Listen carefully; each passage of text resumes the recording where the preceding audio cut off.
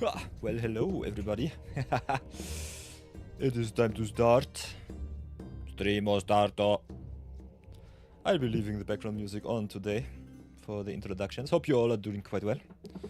After another day of business time, we're finally back with playing a little bit more MTG, getting back into our Limited Madness series, and also maybe playing a little bit Standard. I've been grinding yesterday with Mono White Legends, so a little bit of a pet deck of mine at the moment because it's quite fun and has some very cheap synergies which you can enable. Other than that, we will be drafting a lot in Kamigawa Neon Dynasty today. So, whoop, up, up, up, up, up.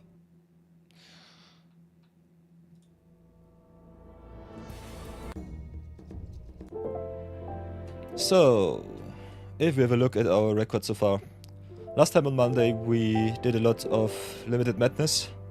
Had two awesome drafts. One that was a train wreck, the other one was a trophy. So, yeah, we lost only 500 gems. And converted a little bit of gold to our gems, which is really, really important. Because I want that you all know that the gems are way more worth than the gold.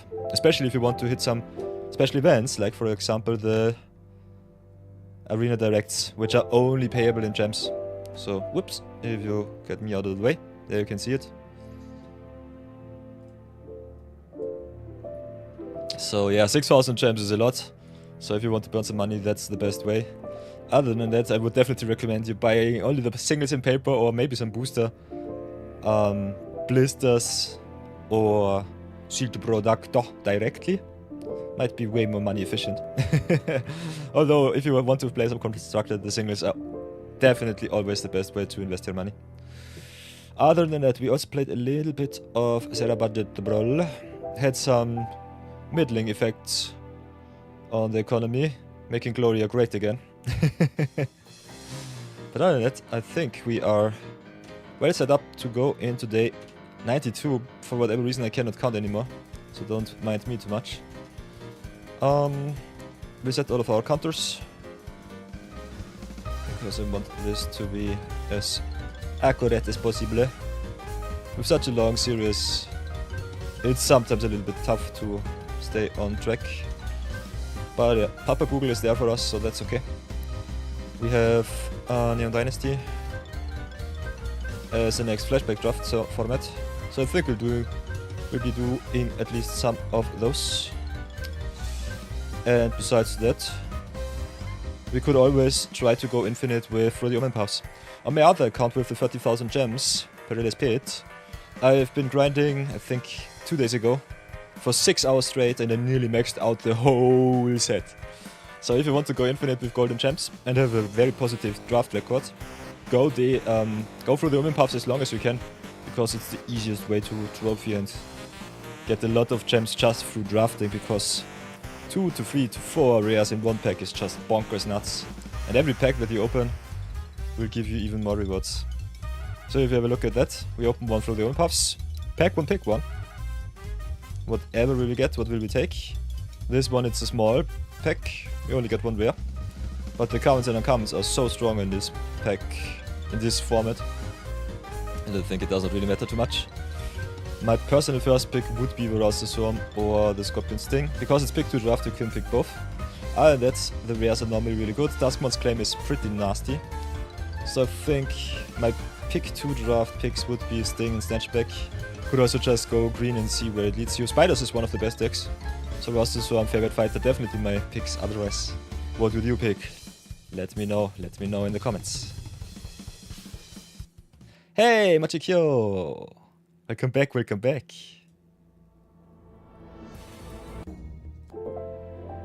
How do you do, Mochikyo? Hope you're doing fine.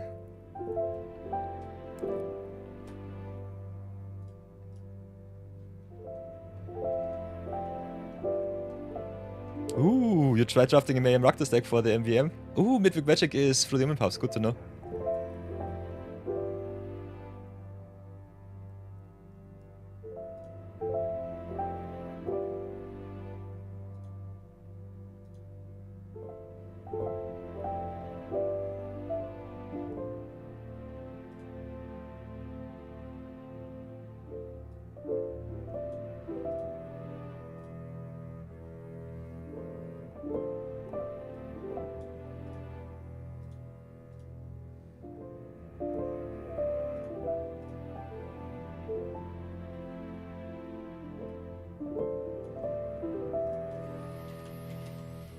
Yeah, I think the Rakdos deck is also one of the best decks, in my opinion. Your packs were really random. Haha. Yeah, that's for sure. The good thing about the Midweek-Magic, it's for free, and also it gives you the opportunity to do some bot drafties. So Phantom is so la. Doesn't really matter too much what you pick up, but other than that, I think it's a good way to learn drafting and draft discipline. So that's fun. The bots always picked sometimes a little bit random, so don't fret about it too much. But yeah, as you can see, I've been drafting a lot. And these have been just the limited madness videos that I've recorded for Arena for this little experiment. Other than that, I've been grinding so much for the Omen Puffs.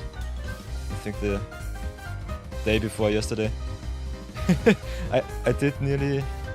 1 second, let me have a look at it, maybe I can show it to you. If I go to my documents. Announcements and more. Yeah. Here's my draft record from off stream. When was it? 2025. I think 11/10 was it. Monday evening I just said screw it and go ultra deep into through the Omen Puffs. As you can see, my main draft is normally villains because people don't care too much about the villain synergies. I think it's one of the better decks. So yeah, I've gone nearly infinite in Omen Puffs. So for everyone interested to see how much I still have. Set collection, Omen Puffs, 82%. If you go to the decks, limit is reached. Got Mono White Legends, which is nice. Oh, I'm stupid. This is my other account. On my alt account, I have, I think. Give me a sec. I'll show it to you. Because it's quite interesting to see how easy it is to go infinite with the Omen Puffs. So 1 second here.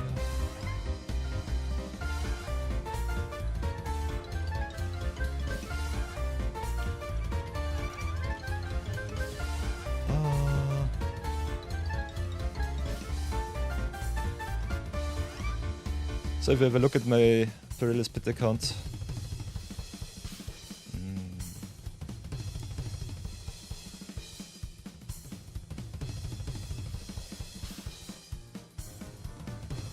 so my alt account, as you can see, juicy with rares and mythics once more. Thank you, Wizards. 30,000 gems. Profile overall. I think my completion set collection bonus, yeah, 98%. And that only with so many drafts. I did 1, 2, 3, 4, 5, 6, 7, 8, 9, 10, 11 drafts in a row. At the end, as you can see, I was a little bit tired, so I was not too focused on my win percentage. But other than that, I think we only burned between 1,500 and 2,000 gems overall. So yeah, infinite grind. I could do the maths for the win percentage, but I think 11 drafts in 6 or 7 hours was definitely nice. So yeah, and if you have a look at the collection, it's also quite fun.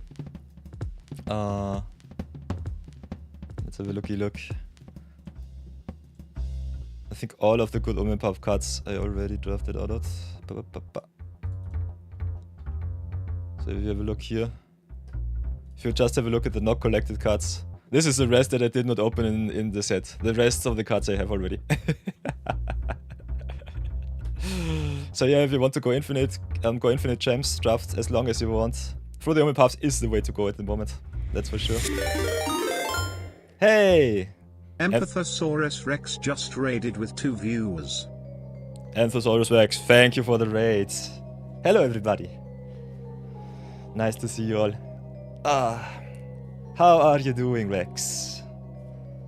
What did you do during your stream?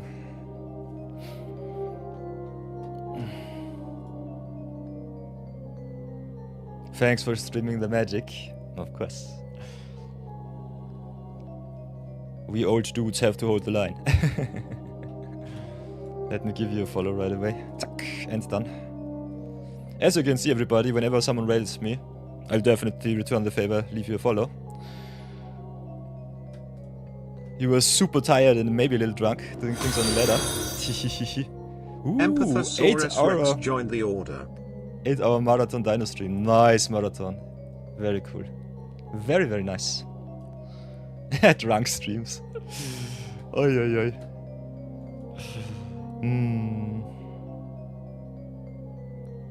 Yeah, Rex doing the good work. You love to see it. So yeah, have a good night's rest, Rex. Oof. Hope you get sober rather soon.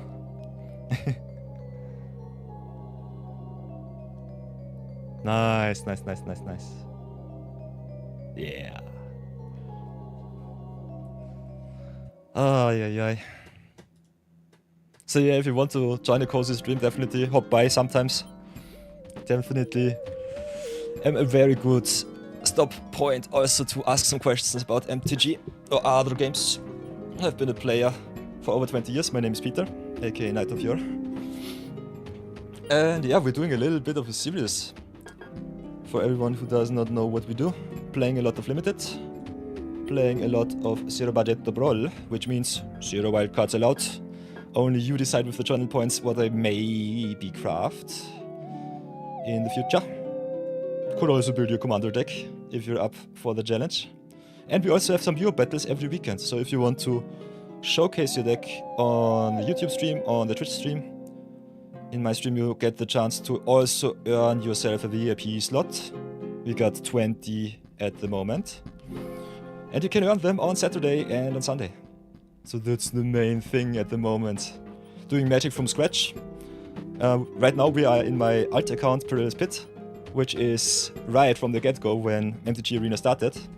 As you can see, I'm a little bit lazy and constructed, but normally I go rather easy into Mythic, in Diamond Mythic when I'm playing Diligent Limited. So that's something. Ooh, and Rex says they got a nice Silly Savotender standard deck. Ooh, that's awesome. By the way, I've been grinding a little bit with Mono White Legends. On this account I was lazy. On the other account I tried to go to gold yesterday. Standard is saved, but not too much. Cavero is everywhere. So you discrowned one tyrant only to replace it with another one. Enjoy, standard players, enjoy. Spider-Man coming to not save you. Midweek-Drafts, yes. We'll be doing a Phantom Bot draft for Midweek-Magic. I have an appointment at 4 PM, so I will not be online too long today. But I try to be online at least every second day. Got some really important business engagements right now, because I'm an entrepreneur from Austria, and I have many different business corporations. I've been independent since 2015 as a company owner, so yeah. I have sometimes to do a little bit of delegation. Sometimes I have to help out too. So streaming at the moment a little bit of a side project. Giving you all a little bit of insight, a little bit of entertainment.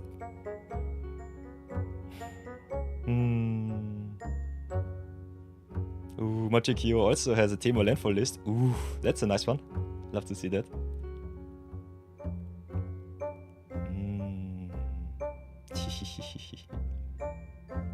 So yeah, we've got a lot to do. I think we'll start with Midweek-Magic today.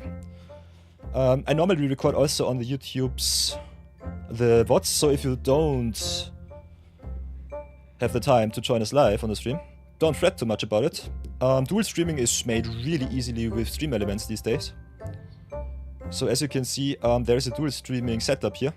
If you install Stream Elements on your OBS, you can just make an account, set all of the platforms that you want to stream on, and just go and dual stream. I'm not allowed to advertise anything or show you the multi-chats, so be careful about that. But other than that, I think it's quite interesting, especially for our streamers, to know what options we have. So yeah, be careful. Maybe close the multi-chat if you show some OBS. Because Stream Elements puts it together for you, which is quite nice. Other than that, let's get out of this account. As you can see, if you draft, I think nearly 15 to 20 drafts in Omen Paths, you get nearly maximum set completion, so that's fine. And the rest of the cards you can just craft. Yeah, the Stream Elements add-on is super. For whatever reason, after the last update of OBS, it always sends me a crash message, but it works perfectly. So I'm really happy with it. Yeah, TikTok chat. Oof. I'm an old dinosaur. So I did not even try to stream on TikTok.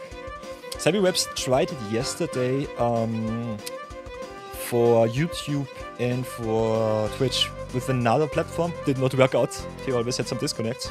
Stream Elements works perfectly. Pirate Software also had some hiccups after an OBS update, but it was, I think it was Qoneus side for him. So something with his system was not too happy that he streamed to YouTube, Twitch, and also to Twitter. Streaming on Twitter also seems a little bit strange. Not sure about that. So yeah.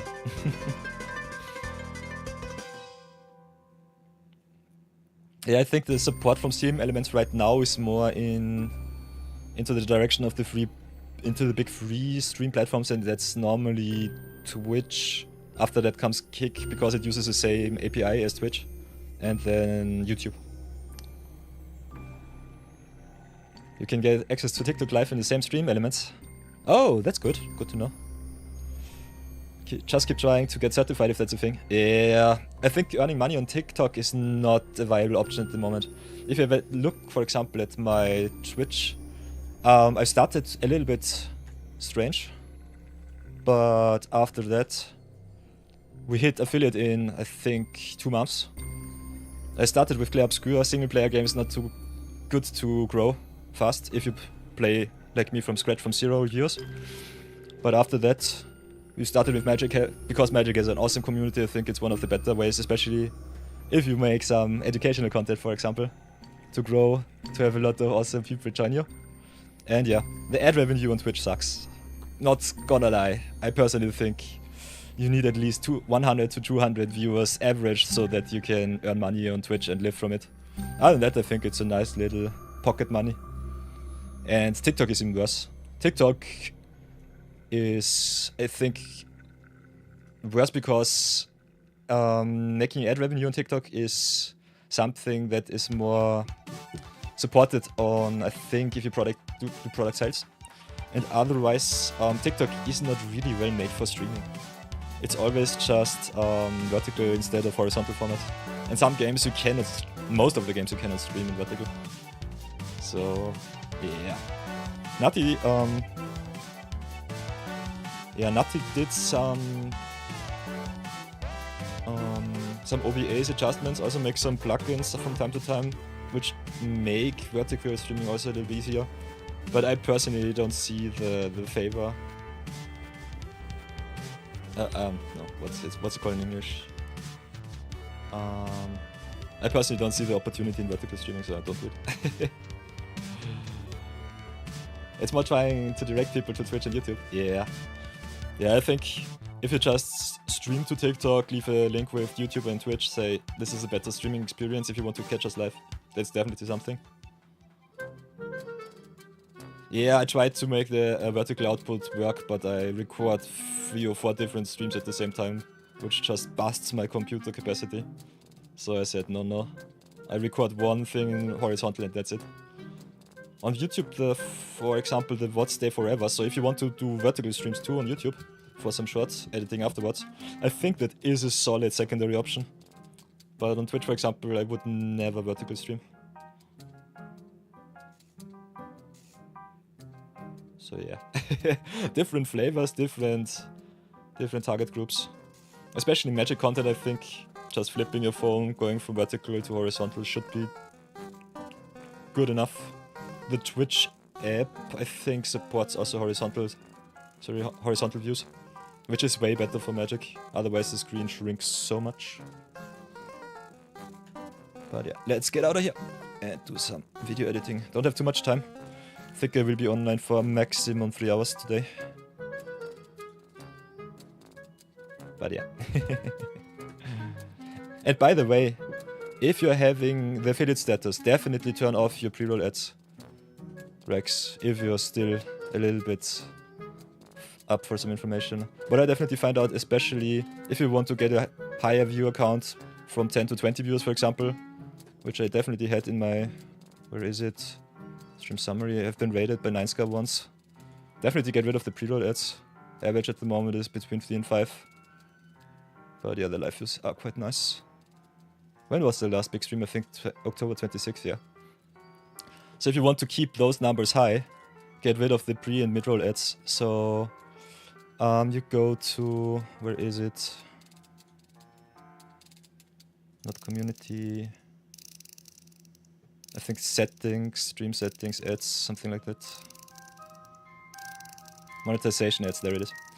For every new streamer and small streamer, if you are affiliate, which should be easy, possible if you have two to three friends, which just join you for a few days in a row. Get to the ad section here in monetization, go to ad minutes per hour and set them to 3 minutes. They get maximum ad share, and also you can get rid of the pre-roll ads. And the pre-roll ads are normally what kills a small Twitch channel, because the viewers say, why would I want to watch another 3 minutes of stupid ads if I cannot see my streamer right away? So put them off, just make them every 60 minutes and get an ad-free channel. Just roll in 3 minutes, make a little stream break and go to town.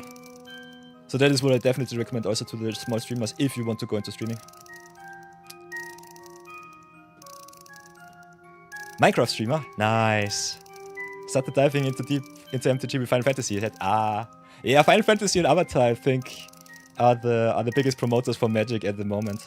I think Spider-Man was a train wreck. But Avatar looks nice, the synergies are cool, and the flavor is so on point. It oozes so much. You have them 1.5 every 30 minutes. I personally think the 1 hour mark is especially for a streamer that has not the endurance to stream very long, a little bit more benefit. Pirate Software, for example, does it every 30 minutes because 1.5 minutes is a little bit of a short interval. I personally play a lot of YouTube videos, so I think my YouTube videos normally are around 60 minutes. So for the recordings it's a little bit better. I personally also like to make some toilet and snack breaks. So I think the 30 minutes, the 3 minutes every 60 minutes of stream work for me personally better. I would recommend you do what you think is best. I think it shortens the stream in too many segments if you go every 30 minutes. But that's dependent on your audience. I would definitely ask the chat always if they are annoyed by ads or not. Some of my people say they have at least 5 ad blockers enabled. I personally ask them to at least shut it down for 3 minutes if they just want to support the stream for free. That's one of the better ways, besides just subbing with a Prime. But yeah. Personal preference, especially in streaming, is quite nice on Twitch because you have so many options to monetize or not monetize. You wish your roll ad button didn't gray out on the manager? Yeah, I have the same problem. If you look here. Because I always update my gamer tag because I'm never content with it. I have to readjust my plugins from time to time. The gray out option is kind of nice. Because it shows you that the pre-rolls should be off. You normally have also a timer here, so keep that one in mind. I normally keep my Twitch overlay always open with OBS because I think it's important that you have a little bit of overview over everything. Streaming without a second monitor would be possible for me right now. I'm even considering a third one just because of the other chats. But yeah.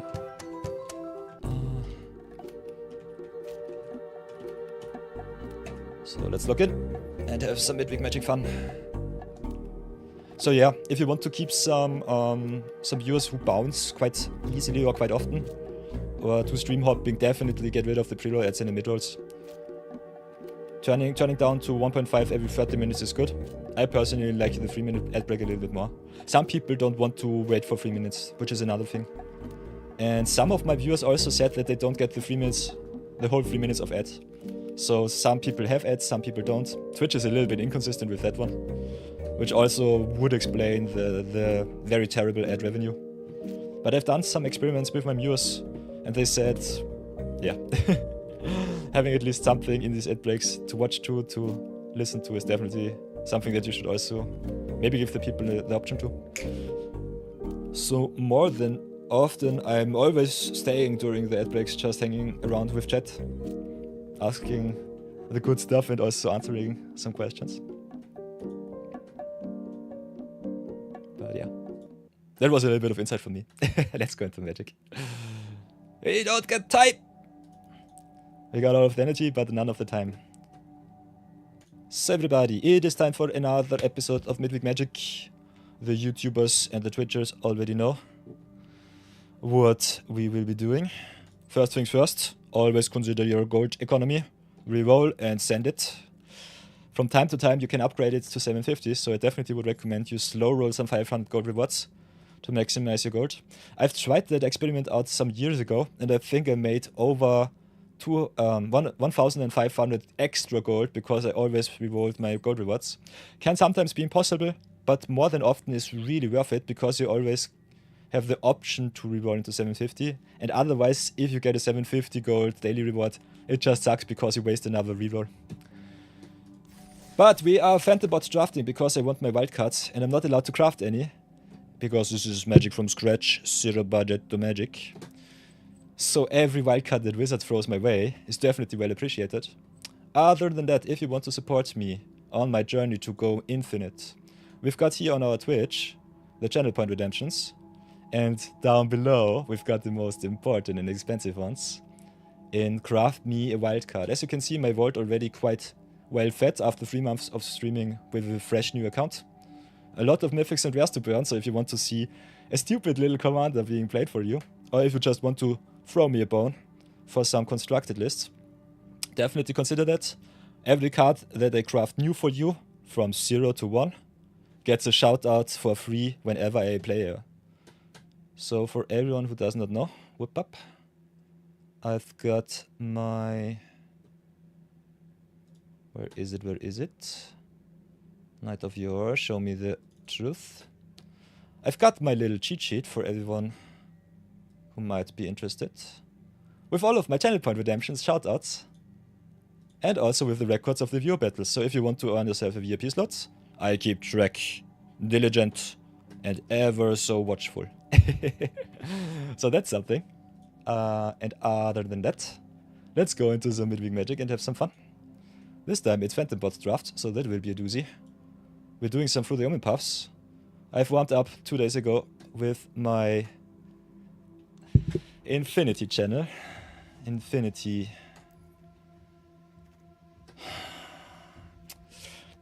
alt account.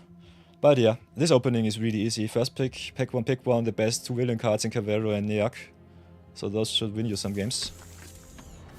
Then we have the Remorseless Coup and the Orcs, which is awesome. Otherwise I would pick the Knife Trick for some removal. But I think Orcs is such a good value engine and you need it in late game with villains, that I like to pick the value pieces over the removal here. More than often, especially in player pots, the removal gets picked quite high, so keep that in mind. But I think you're ready to go. Also, if you go into blue-black villains, I definitely like to stay open for maybe Mayhem, because those are the most obvious synergies. So now I'll take the Knife Trick and the Leon in here, keep my villain count high for some payoffs. Also the self-mill quite nice with the Cavero. Be very careful with Neak though. Neak can mill you out because he draws so many cards. So I would definitely just consider playing him as a finisher and going to town with a really good early and aggressive curve. Other than that, Stirrup Surveyor, for example, is quite undervalued. I personally like him a lot because he fixes you in every color, and you can go quite easily into 3 colors in Through the Omen puffs. The dual lands with the Surveil also quite nice. So I will be picking up some removals here and some duels. And then Web Deck, one of the best decks overall. Thank you for the good luck wishes, Rex. Have a good night's rest. See you soon. And thanks for the raid. I will return the favor. So we'll be picking the Carlo here and the Scorpion Sting, which is nice. As you can see, this is bot draft, so you have all of the time in the world to get your picks straight. I know the set in and out, so I definitely know what I want to pick. Here's a question between the second pick, Serena or Snatchback. I like me cards that give you value, so the Crobble and the Serena a little bit better than the Snatchback. Snatchback can be a really nice tempo piece, and as you can see, our creature count already quite high. But Serena being a 2-for-1 and the Crobble growing your creatures, especially the early flyers, is quite nice. So I think I'll forgo the Snatchback for now. Then we have another Knife Trick and the Vasin. Big shoutouts to Sword, can be a really annoying card. Him only having protection and not some evasion to get some damage through is the only thing why I don't pick him too high. Other than that, green flows. Like me the experiment, especially with some early flyers. Back to for some discard shenanigans with the knife trick, so that's nice. Also, was in the only blue card in... the only card in blue that has Mayhem. So that's something to keep in mind. Tricks Interception, quite nice because it is a tempo spell and a counter spell for big stuff. Another Leonin is awesome. Razorkin if you want to go red, but I don't see red now. Yeah, then one of the best black cards overall, the Hex of Undeath. Late game card, but wins you quite easily. Now we've got an interesting choice to make. Could take another Crobble, but our curve looks already quite high. So I think I might be inclined to go for the low drops like Mob Lookout here.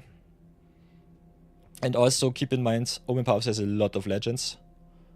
So that's something. Also, by the way, everybody, we hit the funny number. Nice.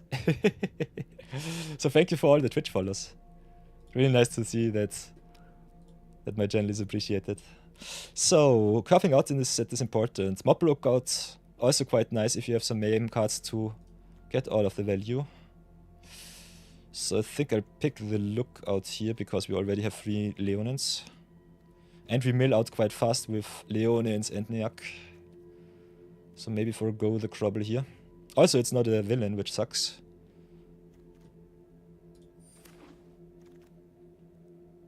What else do we have? Now there's a target for the Serena, such as auras and equipments. I personally am a big fan of hiding mundanity. The more competitive drafters don't like it too much. Other than that, we have also the Merciless Enforcers, which is really good if you want to raise Mayhem. So that's nice. Then we've got the Miasmic Mist for some Mayhem, and the Enforcers here.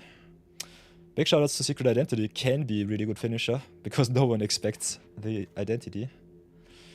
Then we've got the Kaldaya Brawlers and the Crook, I would say. No villain payoffs, which sucks. But yeah, that is our destiny. But don't fret about it too much. It's a free draft. It's Omen Puffs. It's Phantom, so you don't really have to rare draft or do anything else stupid. Just go with power and go to town. So drop the Tactics. Tactics also, by the way, a really good removal spell if you're lacking. Pick the dual lens hub quite high, because it's really easy to splash colors. Other than that, let's have a look what we want to cut. Steel Web Surveyor is a nice one, but I don't need it. Could shave a Banemark Leonin, we don't have any villain payoffs other than the Carlo here. Got the Cavero, would have loved some reanimation, but unfortunately we didn't get any. Don't have any good flyers, so I think the Unstable Experiment is still a good card, but might be on the cutting table.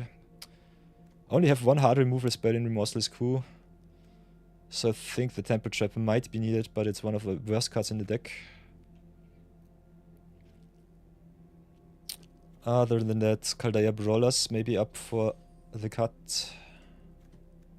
Although I love me some zero cost discard outlets, which are really nice.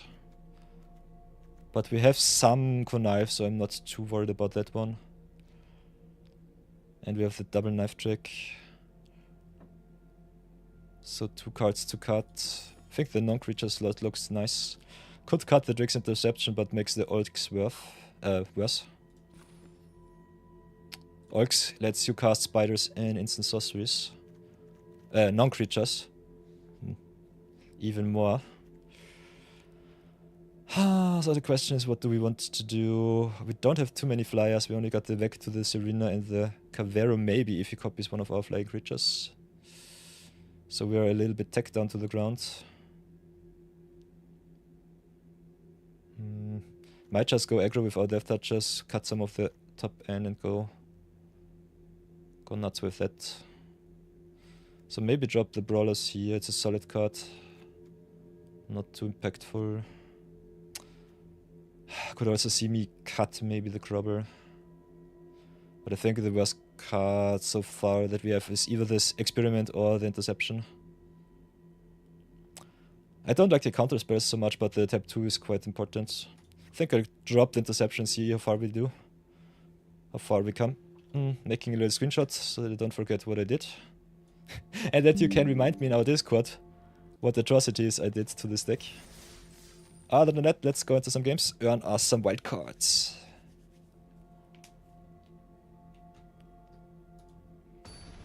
By the way, Mochiq, big shout out to being a free advertisement for my channel.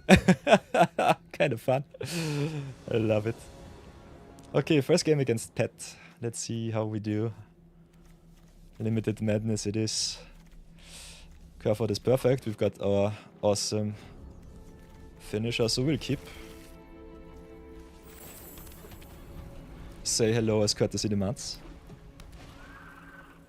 Oh, opponent spiders. Nice. So let's see how far it will take us to get juicy.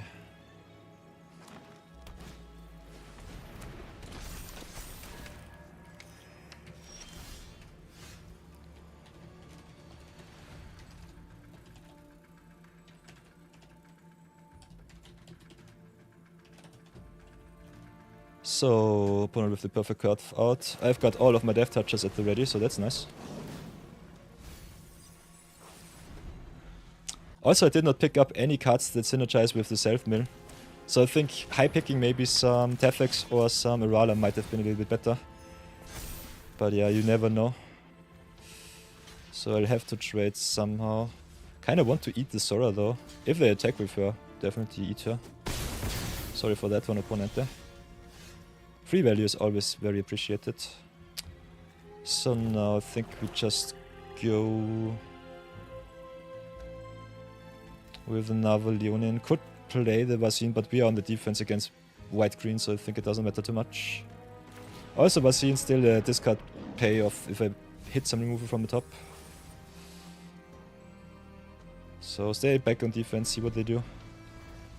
Losing our Remorse Coup is unfortunate. So yeah, I would declare this one a trainwreck draft, but it's okay. Because you can play as many games with the deck as you want. Midweek-Magic definitely gives you some good option to redeem yourself.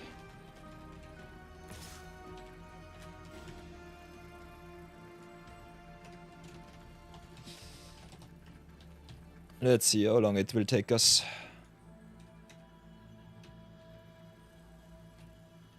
Oops. So opponent attacks once more. I will gladly take the trades here. They can only get their counters once off their stuff, so it should be fine.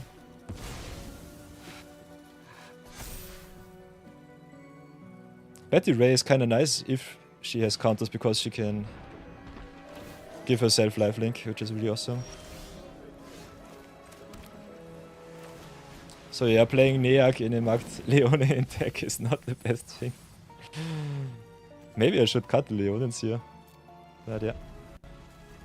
I will lose to myself. Definitely quite often.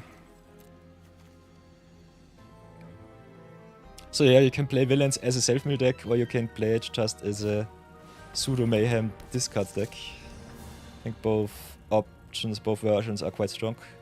But don't mix one with the other, otherwise you will lose a lot of games like me today. Oh, could copy also the Neak. But I need to get through. Fetzig also one of the best cards. So I don't really want to mill myself anymore. So I think I'll pass for now. We've got the 7th land for the Neak. Also gives our villains a boost. So playing the Vaccine might have been worth it. But let's see how this will play out. I think the more we mill ourselves, the less options we have to get through the opponent's board. And having just 2 big 4-5 villains that attack is quite nice.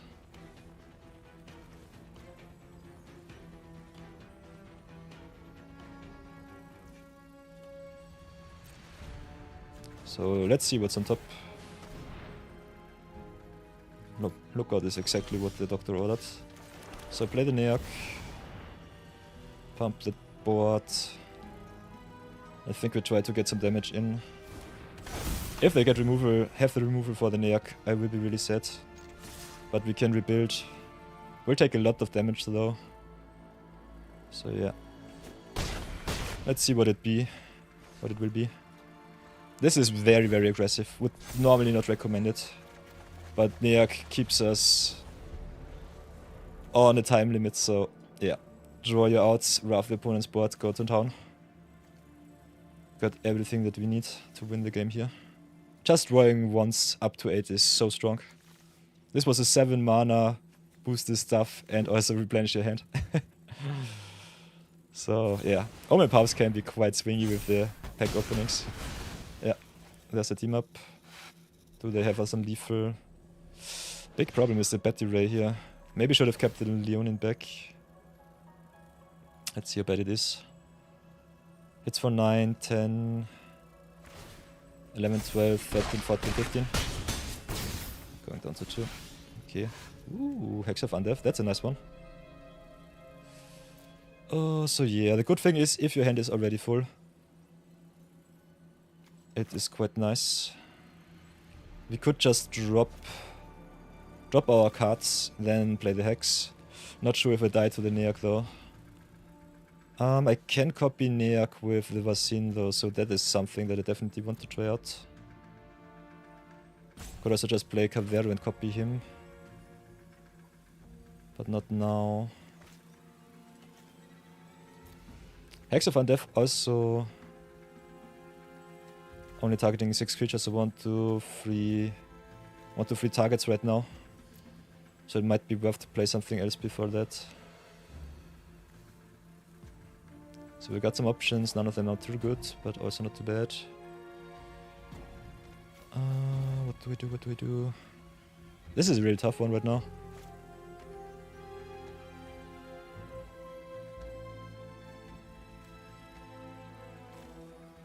Could also just strengthen my defense.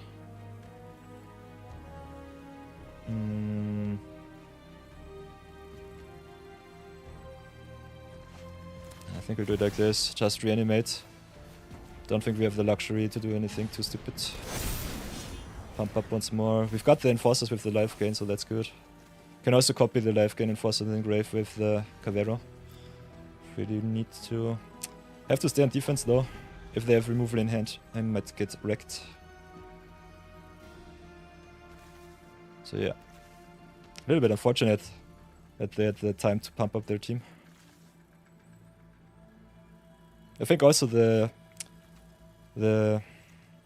Hex of Undeath line is quite nice because you still got the juicy hand, got the Cavero which can copy the Neak once again. So they have to answer him 3 times. Or exile him with some white removal. Otherwise he will be annoying. But yeah, the attack with the Leonins last turn was a little bit stupid of me. Should have played to my outs a little bit different.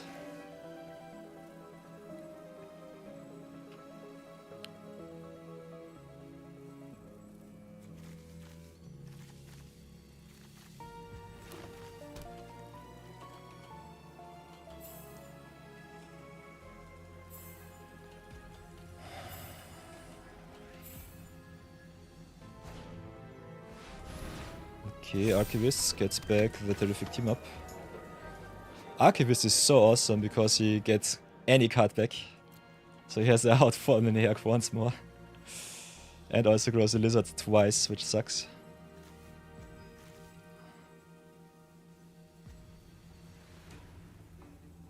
We can trade with all of their big stuff, and I think we might be able to live on 1. If I counted correctly. They can hit me for 2 extra with the lizards. I can gain 2, so stay on 2. Have 3 blocks. They gain 1,000,000 life, so the Battle Ray got them really awesome value here. I will just trade it like this. Nah, I have to jump. Unfortunately, I have to jump the Arachnologist here. Otherwise, I take extra 2, gain 2, take another 2 and I'm dead. But the trades are still okay.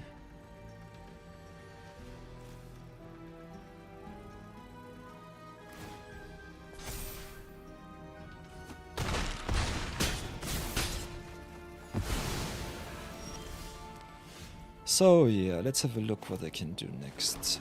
We got some removal, which is nice. Got some copy and pasta. How much can I really play is the question. Can play Cavero, can drop the Vaccine, play the Vaccine for free, so that's good. Need some life gain. So I might go for the... could also go on double Neak. Problem with double Neak is... if they have removal, I'm dead. I think getting my life gain is more important. This is a tough one. Let's play the Cavero. Could also exile their stuff, but my stuff is better. Let's get a big 4-4. Could also drain for 1. And that the Neak is better for card advantage. But I need to remove their board to an amount where I don't die on the crackback if they have removal on top. But I think if they have removal, I'm dead either way, so it doesn't matter too much. So let's play it like this. Get all of the life gain that I can. Get rid of the Arachnologist over the Archivist, I would say. Whoa. Arachnologist only pumps. Arachnologist is the better card.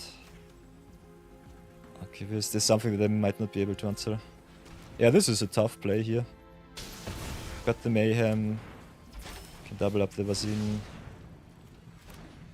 Oh, he's also a 4-4. Because he copies the stat line of Cavero. Nice. So I have 2 4-4 life flickers. That should be good enough. Ah, that one greed attack with the Leon nearly cost me the game. Let's see if the opponent has all of the removals and just gets me either way. But Vaccine also being a 4-4 is really nice. Thank you very much. That was a good one here. So what else can I do?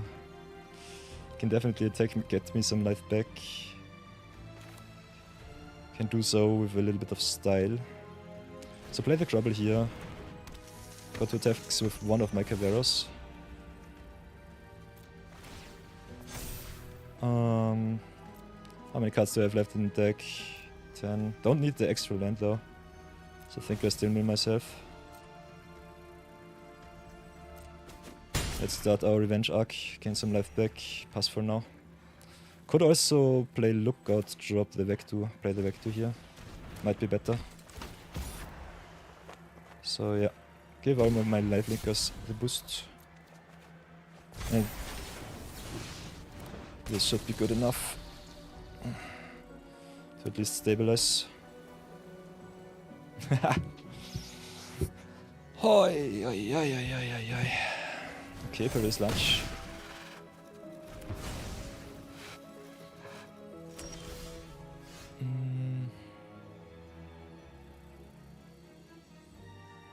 So we can play it like this. Play the knife trick, discard the mist.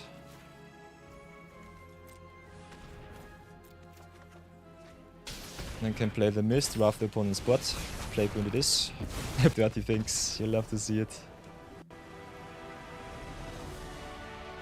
So even if you punt around like me, still have the option to claw yourself back with an awesome deck.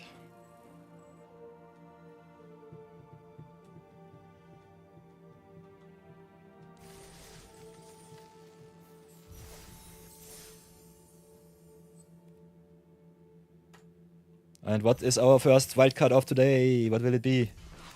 Ooh, Bleachbone Verge. I like me some good dual lands, so that's awesome. So let's do that once more. Pray that our good stuff does not get milled before we hit Cavero, and then go to town. Other than that, if you have some bombs like Cavero, definitely recommend you...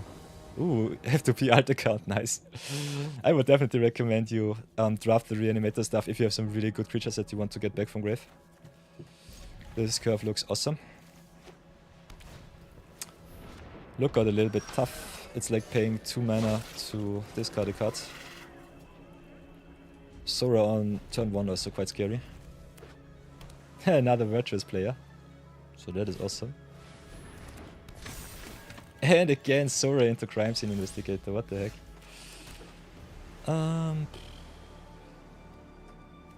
Sora pumps all of the spiders. Investigator just chants first encounters. So I think I just try to get some defense on the board. Curve out myself. Ooh, Hex is nice. I think we need, whoops, we need a double black a little bit more. But only because of the miasma.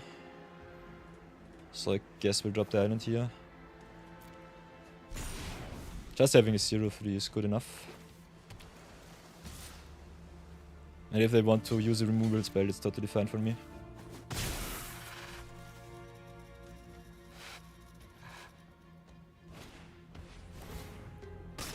Oh, that's a nice combo.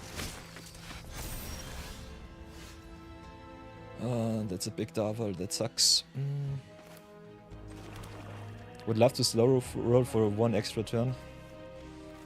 So I think I'll have to do it like this. Play the Kalu. Cry a little bit because of the Darval, which is too big. But yeah, this is play versus draw difference. On the play we would have been in a way better spot. Now we're playing definitely from behind.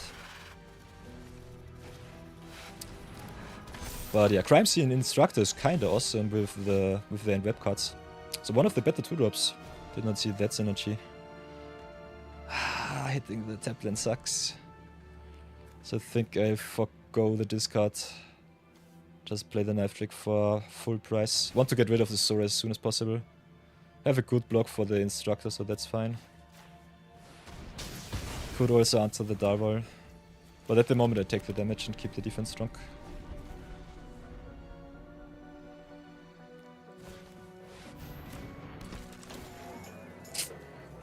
Okay, this sucks.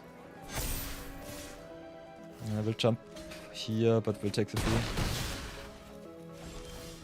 Opponent with all of the synergies.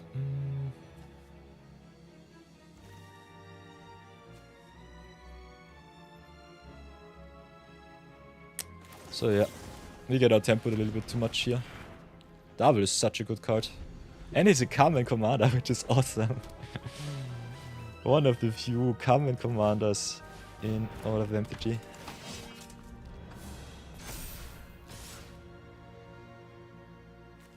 Okay, I have to take another 7. I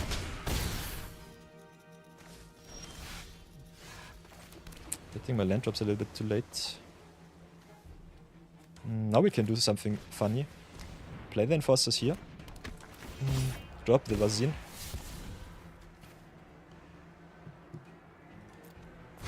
Can copy the Carlo, which is nice. Would love to play the Marked Leonin, if I'm really honest. But I think we might be able to outgrow the opponent's creatures. Ooh. Mist does not do anything on this board state, so I think I'll drop it here. Like me the Crobble and the Death Toucher. Crobble being able to pump our Enforcers if it attacks alone. It's quite nice.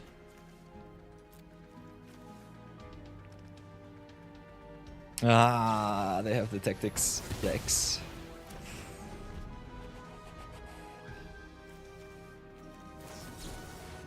Yeah, this is game. GG's. I'll take the L. This was a really awesome blue-white deck from the opponent. Kudos to F2P account. By the way, big shoutouts to Marathon42, having 5 alt accounts and getting them all to Mythic. He's such an awesome player. I don't know how you do it, Marathon. I would not have the time in my life for it. But kudos to you too. I'm already overwhelmed with 2 Magic accounts at the same time. One of my childs will always get the short end of the stick, that's for sure. But the Knight of Yore entranced me. I'll have to play. So this is a nice curve out. Enforcers into Carlo into Lookout would be awesome. Got some knife trick too. So let's see if we can get our second win quite fast. Not a big fan of the saddle here, but being on the draw already a little bit of a downside. Villains does not care too much about being on the draw, but still the really aggressive decks normally outrace you before you can stabilize. So get the lifelinker online, because if they want to pressure damage, we can just hit them back for another good amount.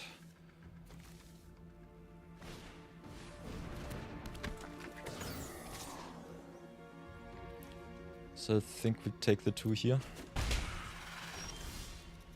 Then see if they want to trade first. Could have gone for another 2-drop and get the Tapland out of the way. But I think dropping the Carlo with all of the villains in hand is a little bit more impactful.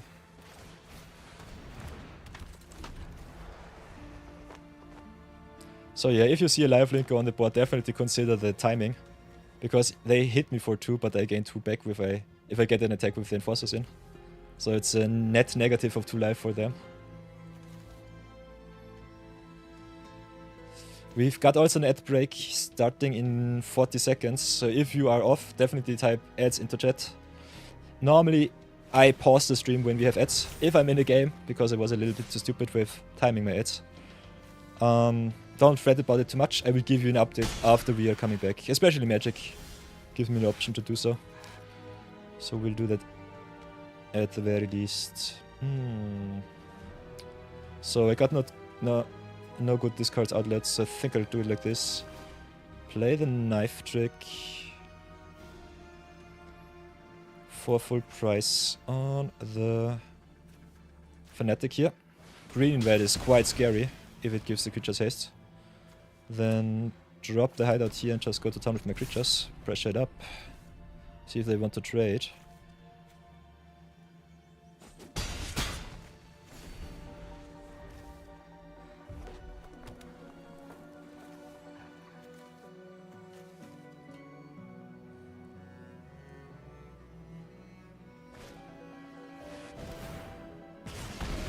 Okay, that's a good one. Gain some life, make some big spiders. Okay, I think we'll start like this. Play the lookout first, see what we discard. Connive twice, which is awesome. So lookout on the Enforcers. Could have connived first with the Carlo to maybe get something good.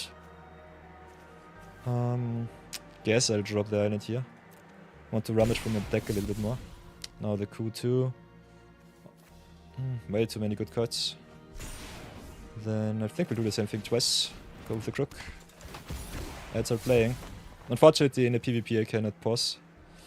I think I'll drop the Leon in here. Want to hit my land drops for the Orcs. So drop the island here, go to town, see if they want to trade with Enforcers.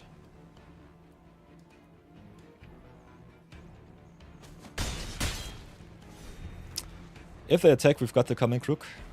So defense looks good. Rams us also into the Orcs, which is awesome.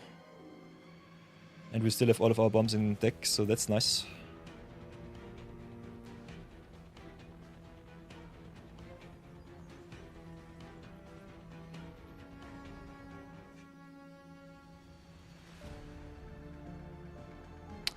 So yeah, I think we're in a good position to win maybe the next game.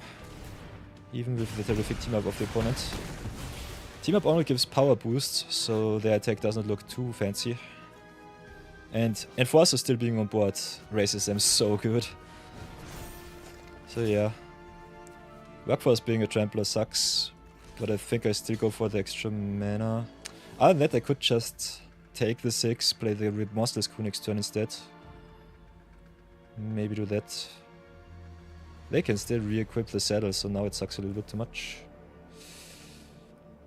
But I think we'll have to answer the Workforce soonish. Yeah, I'll take the 6 here. We still have the life gain, so that's okay. So Hex of Undeath looks quite juicy too right now. So let's go offer them the trade for the spider, keep the Crook back for some defense play. Green, I think, does not have any hexproof combat trick. So we should be able to get the Workforce off the board. Maybe they pump it too, which would be awesome. So the aura is okay. That's a bad one. Burns me for another solid amount of damage here. And before they go to combat, I think I'll get rid of the Auris here. Would love to get rid of the Workforce, but the Auris pumping the spider gets me another good attack. Yeah. Don't be too nasty, opponent there. So the choice between the trample and the pump effect. I think I still have to play it like this. Soak up some damage, gain an extra land. Could do the jump block just to keep some life. Maybe go to 7 next turn. Might just try and maximize our Hex of Undeath value.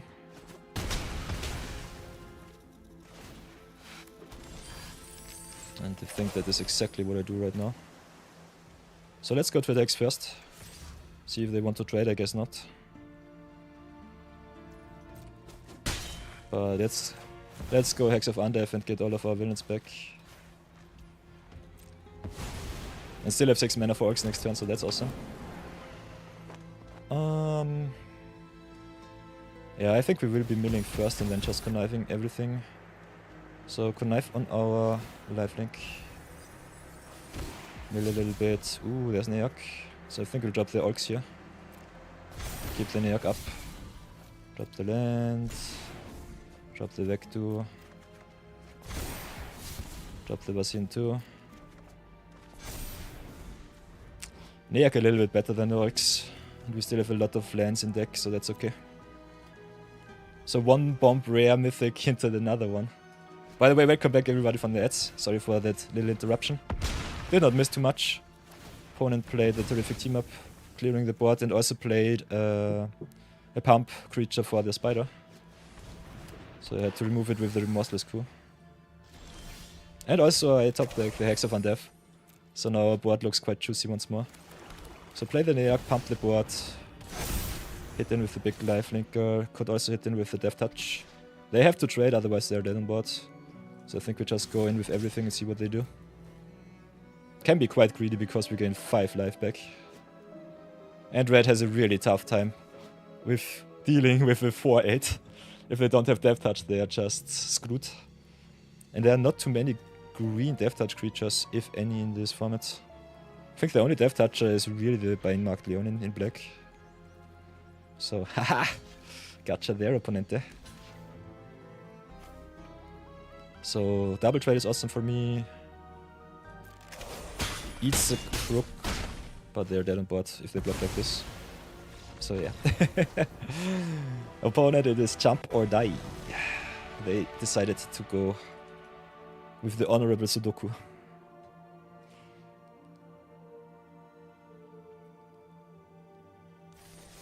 So yeah, if you want to earn yourself some awesome free rare mythic wildcards, Midweek-Magic is the best way to do so. And also, if you're like me and don't really want to spend any gems on cosmetics, Midweek-Magic is the way to go.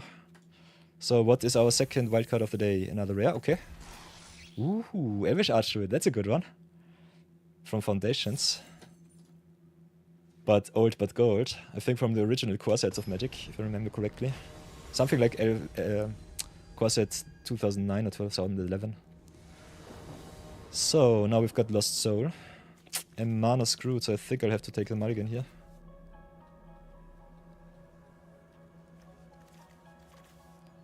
But we'll definitely finish this draft before we go into Kamigawa. Want to do at least one Neon Dynasty draft. I think I'll have to do a mulligan here though. Because this is a virtual multi-4, which sucks. This is a perfect opener. I think I'll go Crook into maybe Vasin. Could go play Lookout and search for some good cards. But I think we'll do it like this. Oops. We still have the discard outlet with the knife trick, so it's fine. Otherwise I don't think it matters too much. Enforcers on the draw is good. Ooh, Fate Weaver. Could play the knife trick, but I definitely want to see if they have some good legend in deck. Will take at least one if they decide to attack. But I think playing Enforcers just to raise the opponent life-wise is a little bit better than the Crook. We don't need the extra mana from the treasure. And they play straight up 3 color, okay. So what do we want to do here? Knife Trick Vasin is online next turn. So I think we can't just offer the trade, see what they do. Could also Scorpion Sting their Fate Weaver to keep our pressure on board. But we still have the Common Crook, so I think it's fine. Only difference is that the Enforcers have late game potential and also the life gain. So are definitely more valuable than the Common Crook. But yeah. Arala is something that I have to answer, so I'll do that next turn. Would have loved to copy the Enforcers. So a little bit of a downside here. But I think tempo-wise we are very well set. So play the Knife Drake, drop the Vazin. Copying the 2-2 not the most exciting thing. But I think with the Scorpion Sting we should be able to get at least some damage in. Let's see if the opponent decides to block with the Chariot here. The more mana we have, the better our late game rares and mythics will be. Especially the X of Undeath and Niak love the treasure.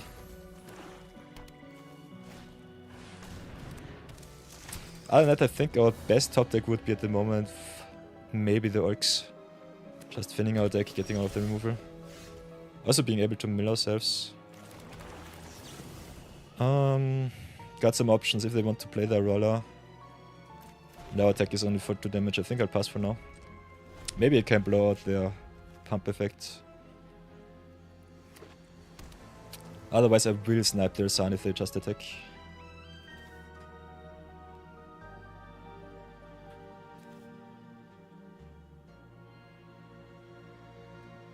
So what will it be, opponente? Come on, show me. Okay, Scouts.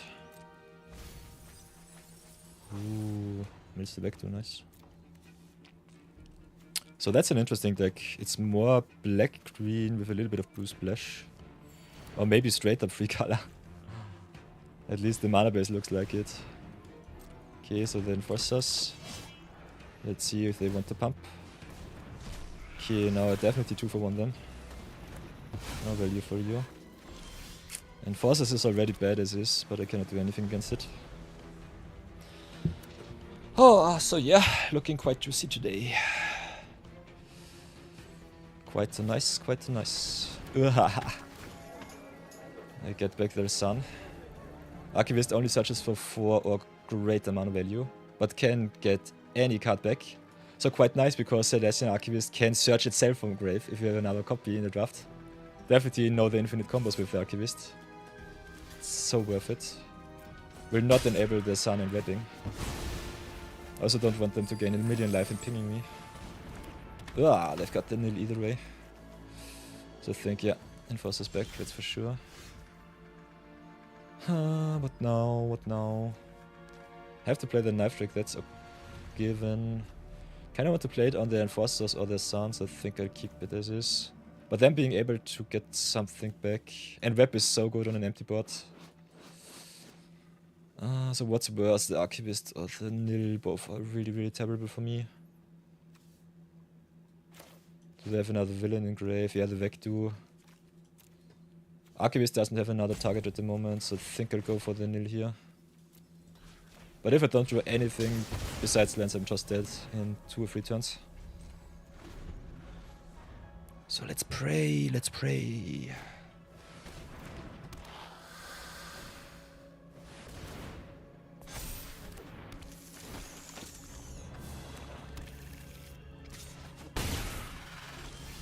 Okay, Crobble is at least a start. Crobble being a hero in black is a little bit strange. It's good for the red-black deck, but for the blue-black deck it doesn't do too much. Willing this thing is good for us. But yeah, Enforcers will win them the game at the very least. Hex of Undeath would be okay. Does not do too much, but it's still something. So yeah, I can either trade or stay back on defense. But I think they can just go right-click attack all. Hiding Montanity is good. They can still attack with the Leonin. They can drain me with the Enforcers. I have to go for the activated ability here. See what they do. They might just attack with the Leonin and the Sun. I've drawn a little too much land here. And they ramped up quite well. Tough. And now the Vazin too, yikes. Copying the Sun. Ay.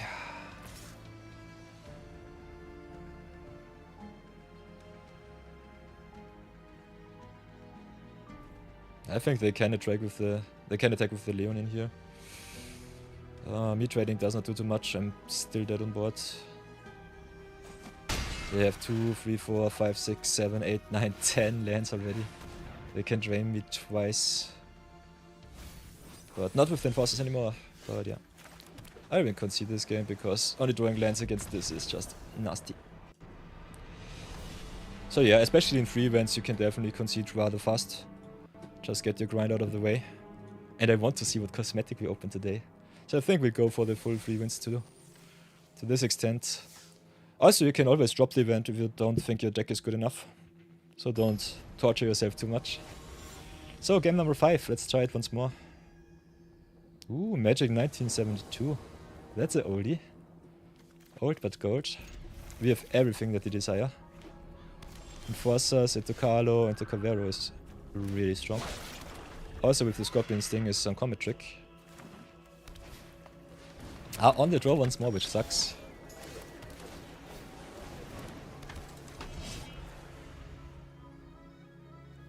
Would be also kind of fun to drop maybe some of our big creatures into the grave, like the Serena or the Orcs or the Crobber.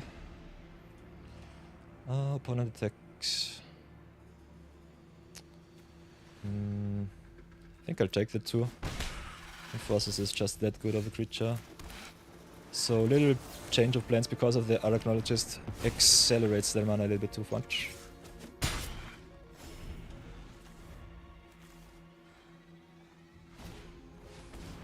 Lizards is fine.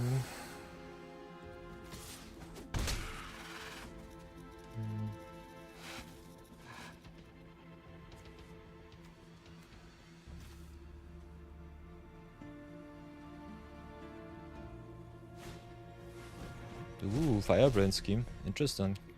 Firebrand into Firebrand is kind of fun to see. But I think they just want their land drops. So what can I do? I think I'll just play the Carlo here. Cavero has no target, unfortunately. That is really... no target that is really good in my opinion. Arachnologist is so alive. We've got some really good cards to copy. So I think I'll just drop the Carlo and run it through the deck. Pass for now. See what the opponent has.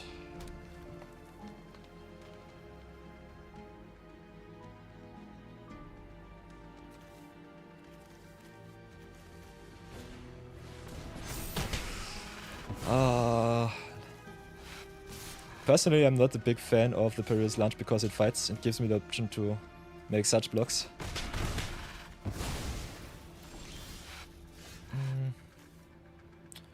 Other than that, the Lizards is a prime target right now. I think I'll just use my mana efficiently. Pay 2, get rid of the Lizards before it grows out of my removal's reach. Play the Crook and pass. And then we have the choice between the Enforcers or the Carlo to be copied with the Cavero next turn. I think copying the Enforcers, making Cavero a big 4/4 is kinda nice. Especially with the lifelink. Ooh. Premature Wisecrack, you'll have to see it. If you have instant speed removal, slow roll it, guys and girls.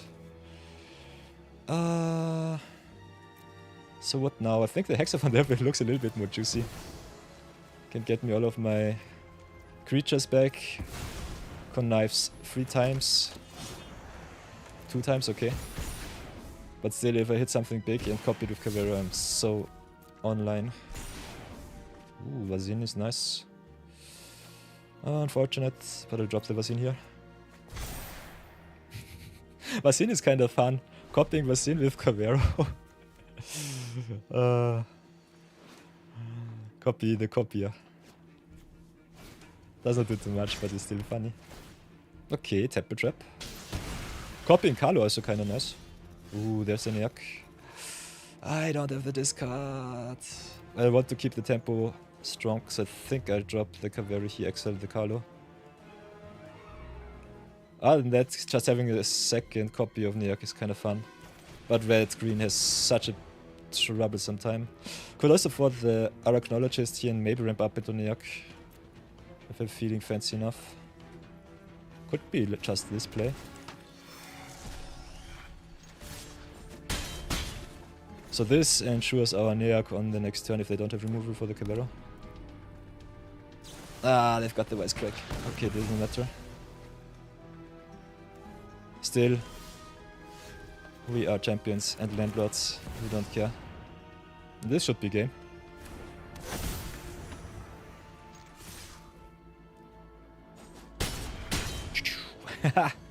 Gotcha.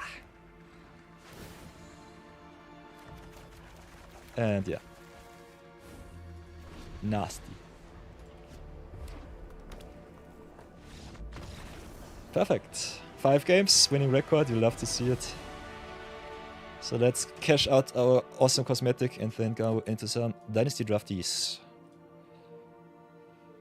Or maybe do some zero budget brawl if I want to slow roll my 500 gold reward from today. So let's have a look. Claim it all. Vanquishing the weak. Dreadfang, loved by fans. Not the best reward.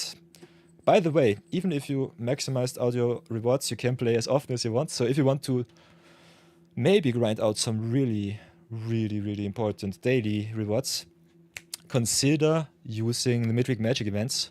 Because if you are like me and have just a bonkers strong deck, it might be easier than just grinding your head out on the stone wall that is standard today, or on some brawl where you are not too confident in your deck. Other than that, I think I slower the 500 for today, go into some zero budget brawl. Kamigawa will be online for another 6 days until next week, so I think we can postpone the Kamigawa because this account needs a little bit more gold. So let's play it safe and get away. Also gives you the option to witness my awesomeness in brewing. So let's do that maybe today.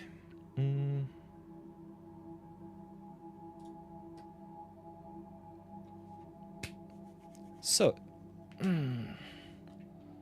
if... Also, by the way, what I normally like to do, give a little bit of insight in the deck building and draft decisions. So, as a little outro for the video, here we have a little deck tag for our Phantom Bot draft deck. For the moment, Puffs is kind of interesting of a format. You have some archetypes in the draft, which are villains, which are spiders. Very interesting, no heroes, although heroes would be another subtype which is very supported.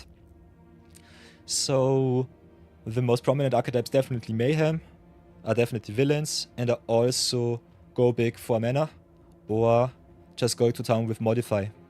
The End-Web mechanic also one of the best mechanics in the set, so green-based decks can play nearly anything and are quite strong. But if you have a very aggressive synergy-based deck, you can win with nearly any color combination, so that's awesome. Our deck was really well suited to win a lot of games because Cavero and Neag are just broken. They are so good. Also picking up the late Hex of Undeath was really nice. I love me the hard removal, especially for the black-based villain decks, because you got Remorseless Queen in the uncommon slot, and also the black 5 mana destroy effect, which is called... what's it called? I think Vampire's Caress or something like that. Which hard removes a creature and gives you life if you have a villain, which is awesome to raise. One of the better decks in the format is also Mayhem in red and black, so keep that in mind. You can always pivot from Mayhem into villains or from villains into Mayhem. And I would definitely recommend high pick the removal because it's a pick 2 draft and the opponents know that they need a removal for your bomb rares like the Neag or the Cavero, for example. So you won't see too much removal in the draft, especially in the higher tiers. Other than that, picking up the good rares, drafting around them is always a strategy. If you want to force, I think Villains or Mayhem one of the better decks to do so. If you want to stay open for as many good rares as possible, I would definitely recommend you just shorting green and go into End-Web deck with the spiders. Especially the Sun in the common slot enables the deck quite well. And you've got also the Vinegrove Chariot as an awesome colorless option to fix your mana if you play some green. Other than that, yeah, our rares just got us to town. Cavero, Neag, Hex of Undeath. Got wrecked by, I think, Modify and also by spiders once. Which is definitely something that you have to expect. This set can be quite nasty with some End-Web shenanigans. But I think the Mayhem and the Villains decks definitely can keep up. So deck, I salute you. Thank you for watching the Midweek-Magic. And let's go and play something else. See you soon. The Twitchers will stay with me, hopefully. The YouTubers with the what should be seeing the live stream. Yeah, that's okay. So that's nice. So can go back, can go to the contents. And yeah, I think we've got two options. I can draft Kamigawa Neon Dynasty if you want to see me do some drafties. Otherwise, if you want to see me some zero budget brawl, you can definitely also shout out and say, Peter, we want to see you build another deck. So if you want to recommend one or the other to me, let me know in chat. Now you have the option. Otherwise, I think I slow roll the draft for tomorrow and just go to town with another zero budget brawl episode. Can definitely beep beep.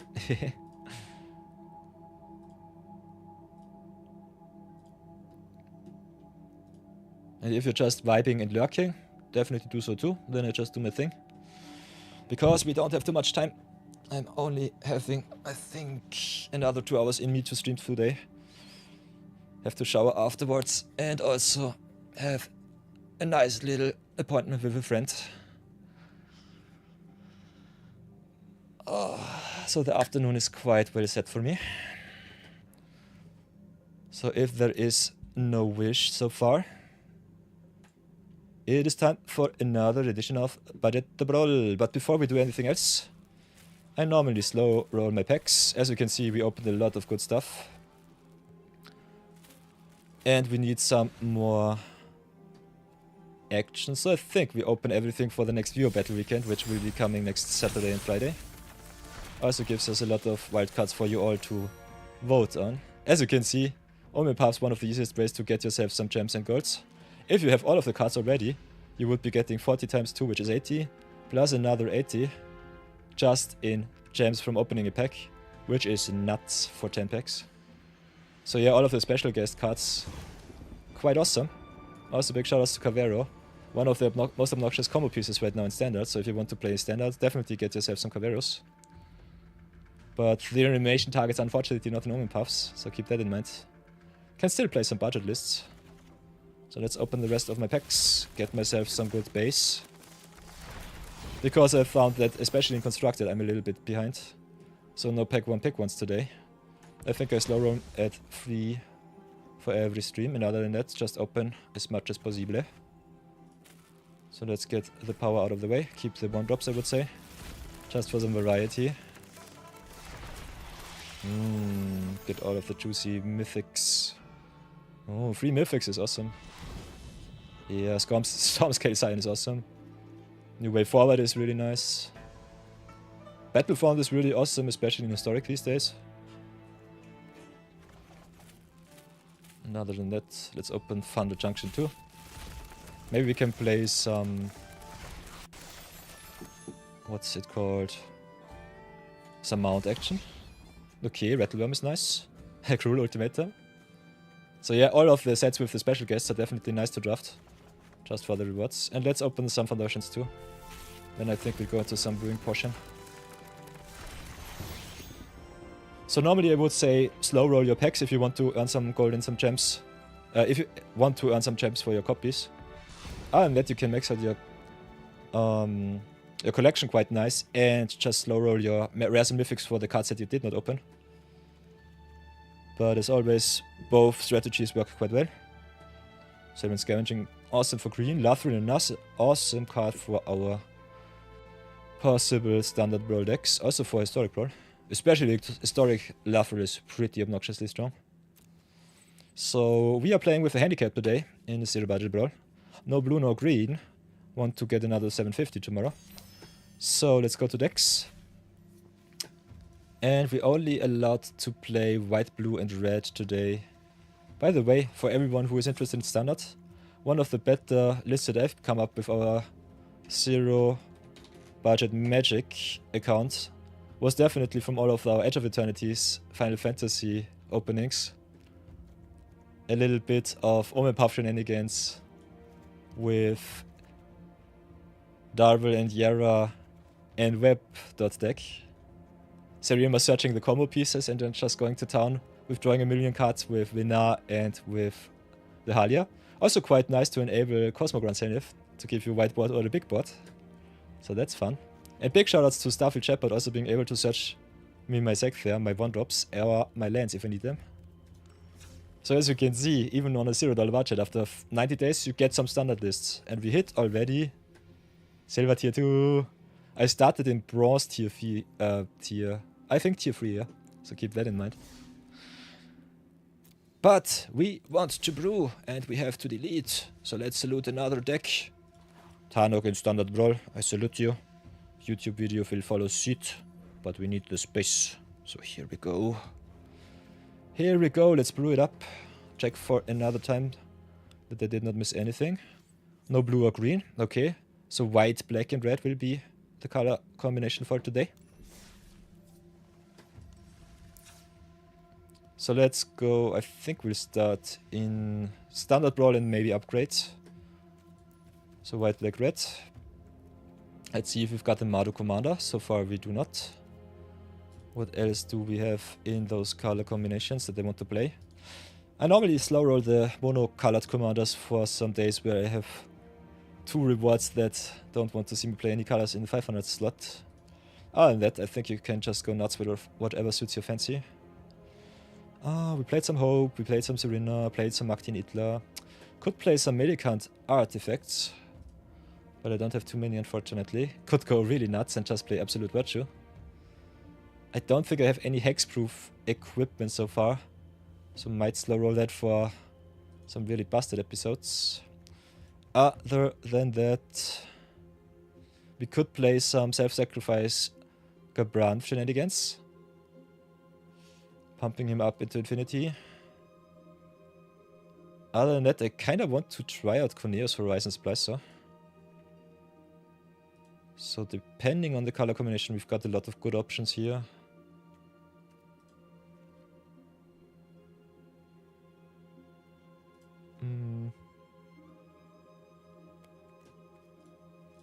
So yeah, I think I will be playing a little bit of Qoneus.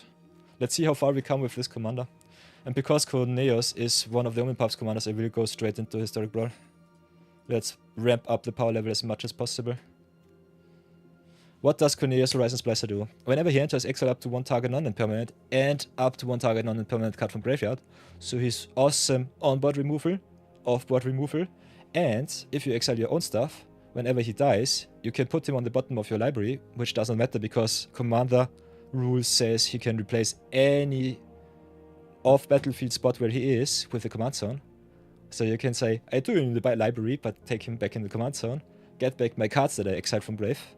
So you've got some recursion built in, and you also got some removal, and if the opponent does not know how Qoneus works, if it gets removed, you can exile their commander for eternity. So keep that in mind. When Qoneus exiles your commander, normally get him back right away, otherwise your opponent will just say, yeah, I don't care. Qoneus does not get into the library, only in the command zone, and your commander is gone. Bye-bye. So that will be the most obnoxious shenanigan that we play today. Other than that, we've got a lot of options here. Qoneus being able to hate on everything is a good removal spell, but also a cookie cutter commander which can enable any strategy. And because we are in white and black, I kind of like having some life game synergies. And I like me also some token synergies, so I think we do some life game tokens once more. So let's have a look at that. Maybe play some Angels too, not sure about it though. Picked also some really good removal up. If you go tokens, I like me the requisition rate. Seam Rip is awesome. Swords to Plowshares is really nice. Fort Partition has been really good to me, which is a white Fort Seas. Could play some go big creatures like a Chinese Pride Mat, not sure about it though. But yeah, Qoneus being cookie cutter enables nearly everything. If you want to go tokens, I think you can play always a little bit of good stuff. Also in Commander, it's really important to have a lot of value going on, so I think a token strategy in white is normally a really good start for that. So get the life gain payoffs maybe in the deck. But I think Pridemate and Hallowed Priest have not been too exciting for me these past days. So let's have a look how far we will come. Definitely like me all of the tutor effects, so Honored Knight Captain is kinda nice. If you play a lot of tokens, I think cards like Intangible Virtue can be also quite valuable. Could search also by keywords. So if you go, for example, S, which is search, or set code, exclamation mark, then Modern Horizons 3, for example, can search for all of the Modern Horizons cards, which are one of the better cards in my collection. Can play some dual removal for creatures and enchantments, for example, like the Flame and Charm. But what I definitely recommend you is play all of the dual land creatures and spells like the Razorgrass Ambush. Being a removal spell and a land at the same time is so good. Even if it costs you mana, it's so nice to have some more land count in your deck. So Witch Enchanter and Razorgrass Ambush normally auto-includes in my decks, especially if I go Life-Gain tokens. So that's nice.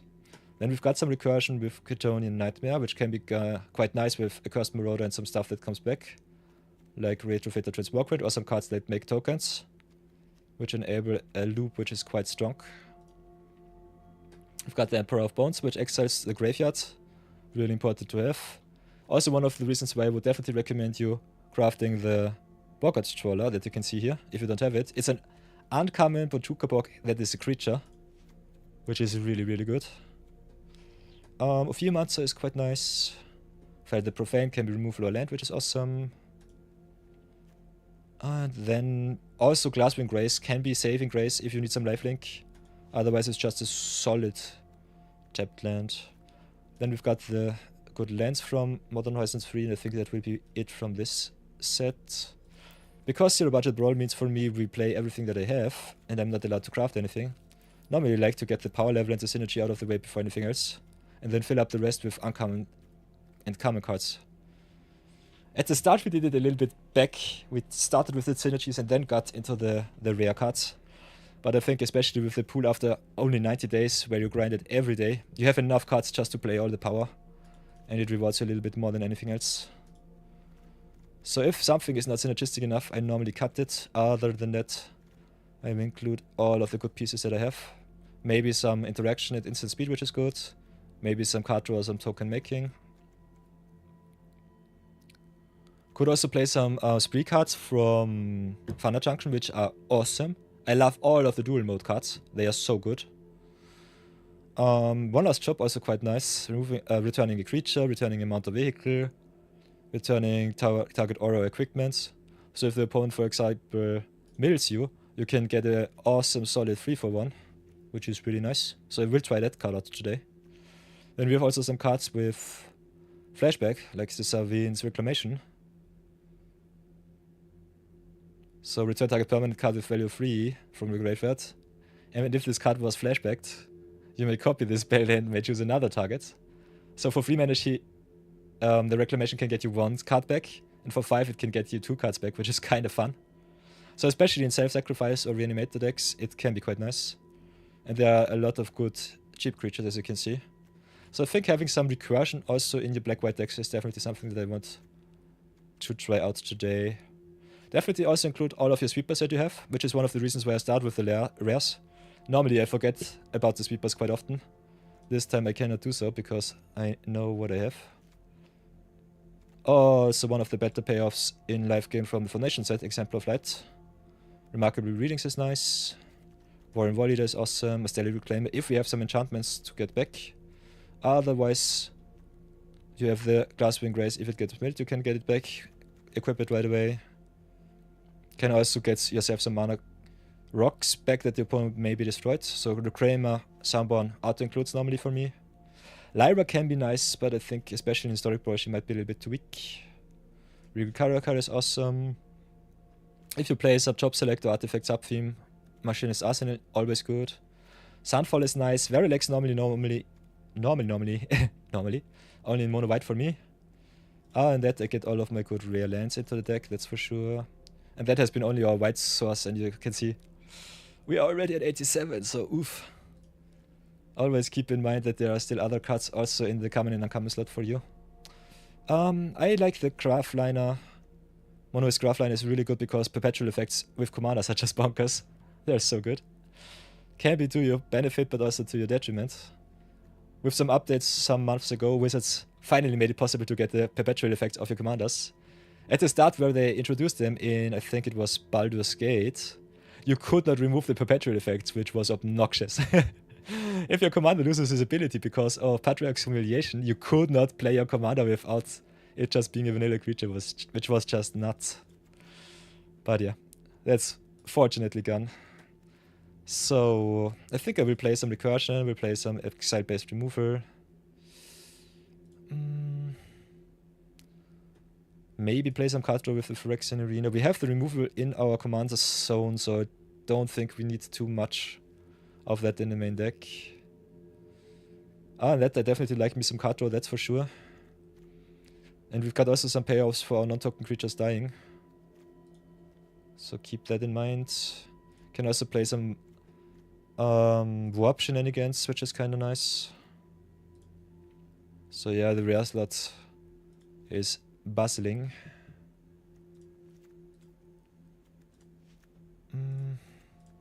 Also picked up finally a Wrath in Villainous Wrath for black, so that's really good for us. So I will have to cut a lot of cards, get my most favorite cards in the deck right now, and then have a look what we will cut. Got some good value cards, got some good recursion cards, which I think is importante. Got a lot of good dual lands. So this will be rare to deck today. Feeling a little bit fancy right now. If I don't see the removal at its best, I will definitely cut some rares for some more synergistic pieces. Like me also some Voltron cards like Elenda, which are hard to remove. So get our mana acceleration in the deck that we have, and then I think we are set to cut some cards and go into some games. So rares out of the way. Our mana rocks are coming and uncoming. I like the White Aura side, that's for sure. Also good target for Angel to get back. Like me some hard removal like the Bitter Triumph. But with the Qoneus being a removal spell, it's quite good already. So depending on how aggressive you play, Abolish and Voice of Victory might not be good, but it's a really good hard counter against the control decks. So get the Triumph in, I would say, get the Feeder Cycle in. Other than that, I think we only need the Arcane Signet for a little bit of a boost, and we got the Solar Transformer to fix us. 3 mana artifacts a little bit tough. Qoneus being a 5-drop is the only reason why I would play some 3 mana artifacts to ramp us up. That I think some utility lands like the Amonkhet Raceway are quite nice. Never forget the Command Tower, normally the first card that you should include into your deck. Got the Pit of Offerings, which can be also Graveyard Hail, which is quite nice. So I think I'll play some tap lands too. Qoneus being not Insect, Rat, Spider, Squirrel leaves the Swarmhead out of the formula, but the rest looks quite nice. So let's go cut some cards and then get into some games. When I cut cards, I normally have a look at some stuff. Seeking and Conjuring, normally the better abilities. Warping also a little bit of a nice sub-theme here. So I think we'll have to act some cards that have recursion that have value. Give you a little bit of insight what shenanigans I normally want to play. The deck looks already stacked. I might fall into the trap of playing Cookie Cutter, but I think especially the cards that Seek in Historic Brawl are so good. The cards that Conjure are so good. The cards that Search are so good. So never sleep on those. Especially cards that have double applications are so nice. But I think we are so far good with the base. So let's do some trimming and see where we land with the deck. So against the blue decks, I normally like to play some cards like Voice of Victory, Grand Abolisher just to annoy the opponent. Lightstone Inquisitor can be a good one-drop, does not have to be played. Guide of Souls is just a good card, we don't play too much life gain shenanigans. But I kinda like it. I want to play a little bit more tokens, but at the moment it does not look like it too much.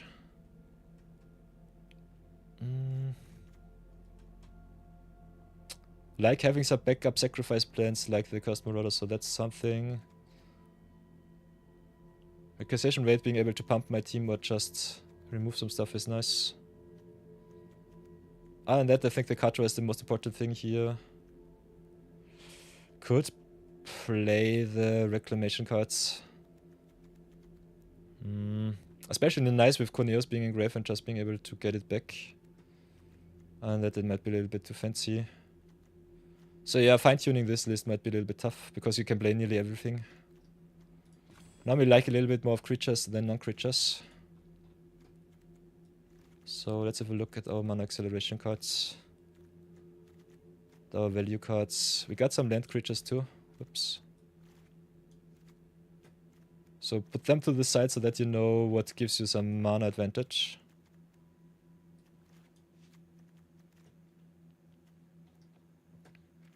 So get away with that will be a little bit too strange. Virtue only good if you have some really token heavy commander. I don't have it. Nightmare is good if you make some tokens though. I've got some recursion cards like the Shreefeet or Abyssal Harvester. Also got the Fearmancer, so I think some token payoffs are good. Also if you play some more control elements, I think just going white is nice.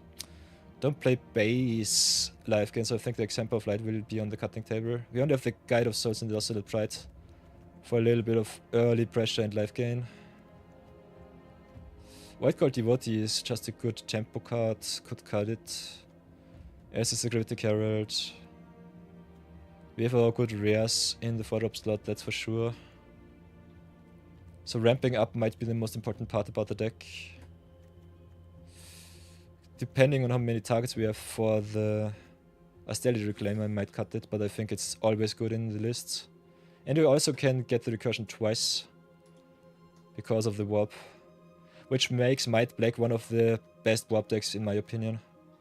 One of the reasons why I want to always play some package like the Timeline Color, White Cold Devotee, and just all of the warp payoffs and enablers, which give you a lot of value. So I think value-wise we are well set. Massacre Worm being a sweeper that plays around destruction effects is good, as is a Sunfall. So I think our non-creature slots... maybe get rid of the reclamations here. Don't think we need them if we play tokens, which is good. Nightmare can be good to get some really annoying pieces back. Personally I like the Fort Partition, so I think I'll keep it. Got some mana rocks here. So can always cut some lands if we feel like it. Normally I like more than 40 lands at the ready. So still having to cut 15 cards. I think sweepers are important but not too good these days. Don't have too much pinpoint hard removal. Only got the Qoneus, so maybe cut the Coral here. Although Coral triggers on warp, I think, because it got void. So that's something. Maybe cut the Reanimator shenanigans. Which also leaves the Marauder off the table. Like me the Graveyard Hate though. So... Squire might be a little bit strange. Star Captain being able to search for Serima is kinda nice. I like having some options to get yourself a little bit of search here. Hey, by the way, Bambit! Hello, hello. If you are still in chat. Hello, my Australian friend. I'm a little bit in the zone today, so sorry if I did not see your message earlier. Let's see. 1342, so it should be fine. Nice! Hope you're doing fine. You're just watching the chef cook. Ooh. Oh yeah, yeah. I think just getting the cuts in and then just having to trim otherwise is something that I don't enjoy, so I think in the future I will just pack in everything that I like, that I think is good, and then just go to town. Otherwise we waste so much time with cutting afterwards. And I think cutting cards is the most painful way for a Magic player to see. So if we want to just keep as much action as possible with some possible upside of double spelling, we go 1, 2, 3, I would say, creature lands. Where's my Bogart Trawler? Did I cut it? No, it's in the deck. Ah, I put it to the lands because I'm me. So do it like this, got the Bogart Trawler here. So 1, 2, 3, 4. So you can cut at least 4 lands if you feel fancy like me. Still have your 40 land count, which is good.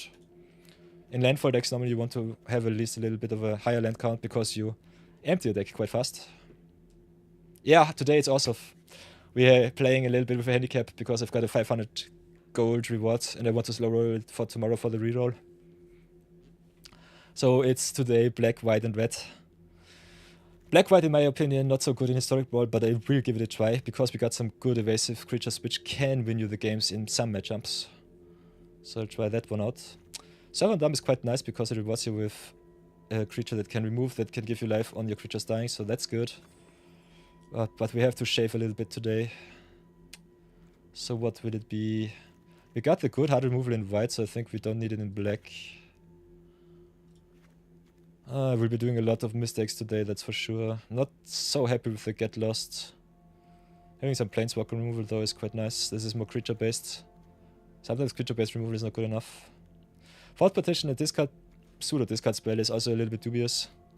But I like it if you don't have other options. Also it's uncommon in Alchemy, which is nice. Other than that, Cutthroat looks nice. We've got the planeswalkers here, which is good. Got some sweepers here, so the sweeper count is something that I definitely also want to keep in mind. Got the Fell the Profanity.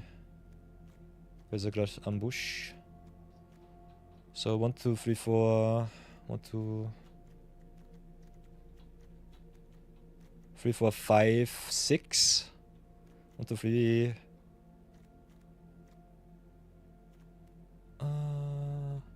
How many dual lands do we have? 5. Could still cut another land so that I don't feel too bad. Cut the swamp here. But then... By the way, if you do it the other way around, just getting the creatures in is way better because you have more land density so that you hit the land drops naturally. This is just me playing backwards just because I am me. Could cut Sunborn. How many token producers do we have? Got the Pride, got the Knight Captain, but Knight Captain does not have an equipment as target right now. Because I did not include my life gain Death Touch equipment, which could be a little bit of a downside.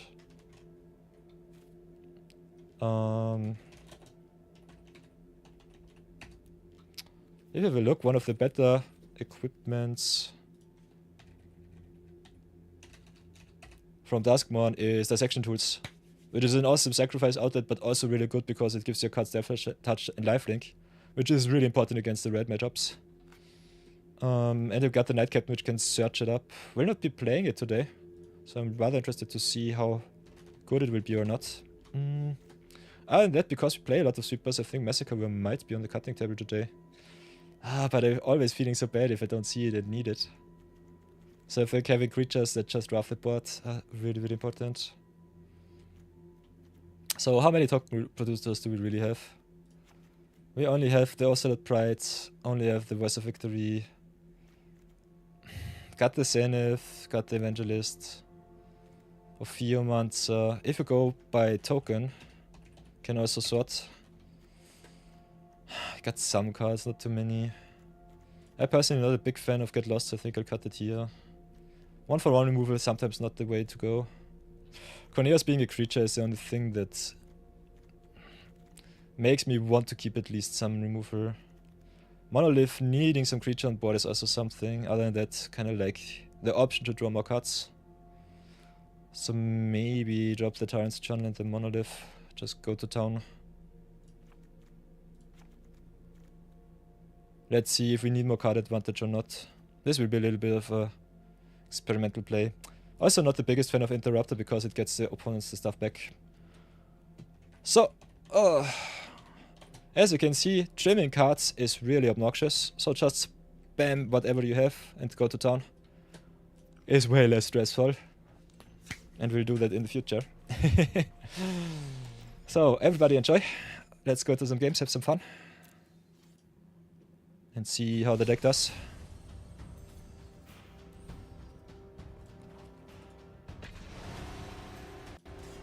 Oh, by the way, Bambit, I still have to write Pingu about the stream together thing. I think he asked me some days ago and I did not answer because the internet was down.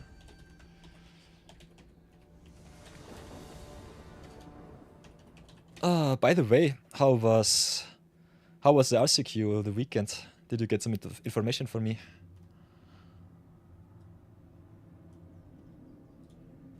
Oh, I'm mumbling again. Sorry. How was the RCQ at the weekend? I think... Who did play? I think it was either Watts or a 9 Scar. How do I feel about this hand? Opponent with the Raskar. We are on the draw. I think I'll keep. It was 9 Scar. What was the record? Let me know, let me know. Nah, he was 1 game off qualifying, came in 5th. Ah, that sucks. That's unfortunate. Kyo opponent ramps up with the Goose. Ooh, we've got some removals. Oh, big shoutouts to Marathon. Whoops. Get that one out of the way.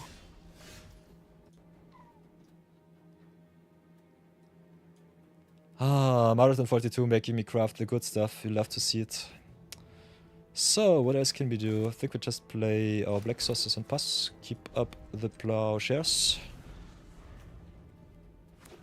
Ah, being 1 game off of qualifying for some big tournament is always a little bit unfortunate. Oi oi.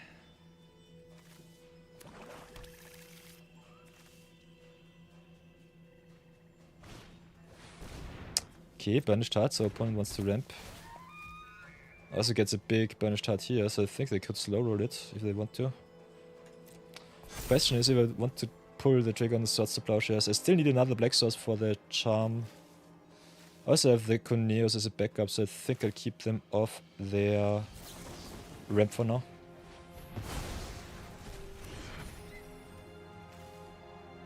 Let's see if this was a good decision. Play the Shulfit and pass. White, black, mid-range rares. Oh, you love to see it. By the way, Bambit, are you all... By the way, Bambit, are you also playing still a little bit of competitive paper? Or not? Ooh, opponent with the card advantage. Tributes to Guardian Project, that's nice. I think we just try to go and draw some more cuts.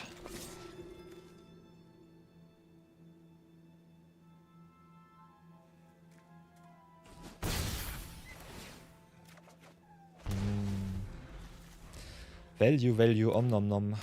Wahaha, Nick Foss. You sold all your paper cards back around War of the Spark. Yeah, War was a tough time to be around in paper. That was a little bit of a downer of a set. You used the money to travel to Australia for a year. To travel to Australia for a year. Yeah, nice. Really, really nice. Okay, so far no pressure. Opponent only on green, which is good for me. I think I'll drop my Planeswalker now. Could also try and maybe see what they do with the Qoneus, exiling the Raskar. So I think we'll start with the Obnixilis here. If they have some protection, it doesn't really matter too much. Give it at least a try. Do they want to protect the Raskar? Oh, you still have your favorite stun attack though? Yeah. Gruul Stompy, nice one. Yeah, I also have some pet cards from me. It's just the way. Oh, opponent with 1 million mana. Maybe I could have been boosted them with Qoneus. But without pressure and the Obnixilis on board, I think we have a better position. I love me some repeatable removal.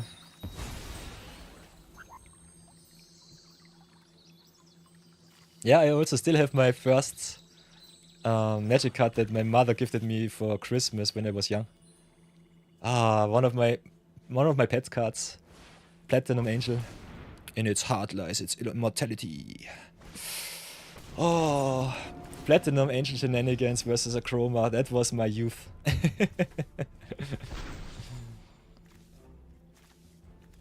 You cannot lose the game, your opponent cannot win the game. Ah. Okay. Plays a Raskar, draws more cards. Guardian Project is so awesome in Brawl. And in Commander. So, what can we do? Definitely draw another card, that's for sure. Reclaim is nice. Have the wombo combo of Gravliner with the Qoneus here. Can also search for Serima if you want to.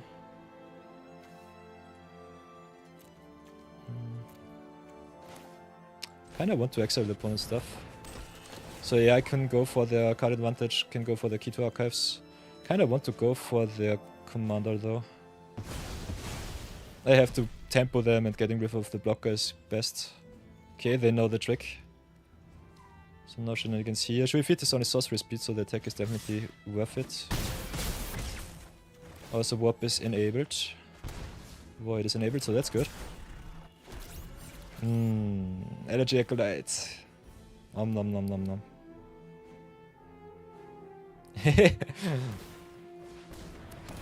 I think Platinum Angel is an awesome and fair card. Such a horrible card, damn it, what are you saying? Okay, Crux of Fate. Do we want to get Qoneus back? Give them the stuff. Can I get him back from grave? Answer is yes, so I decline. I can put him back in the command zone though. Which is an option if I want to keep my remover. So I think I'll do that. Oh! What the heck?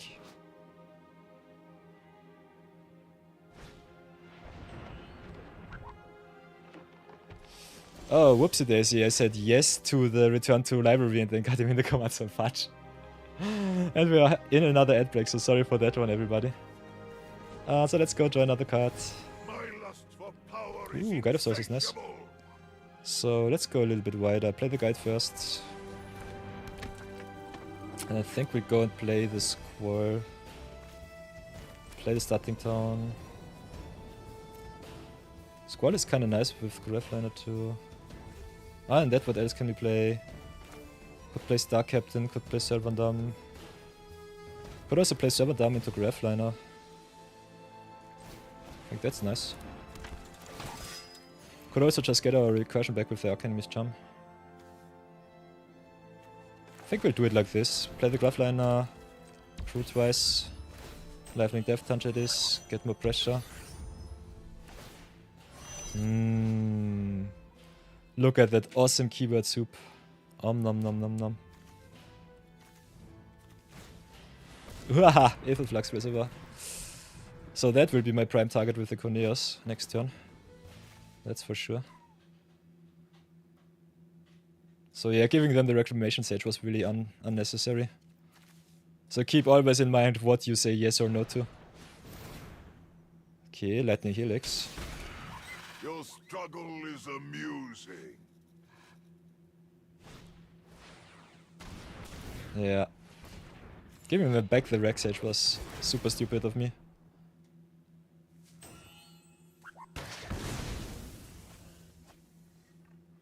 So yeah, if you play Qoneus right, it is a busted card. If you play it like me, it's just an okay-ish card.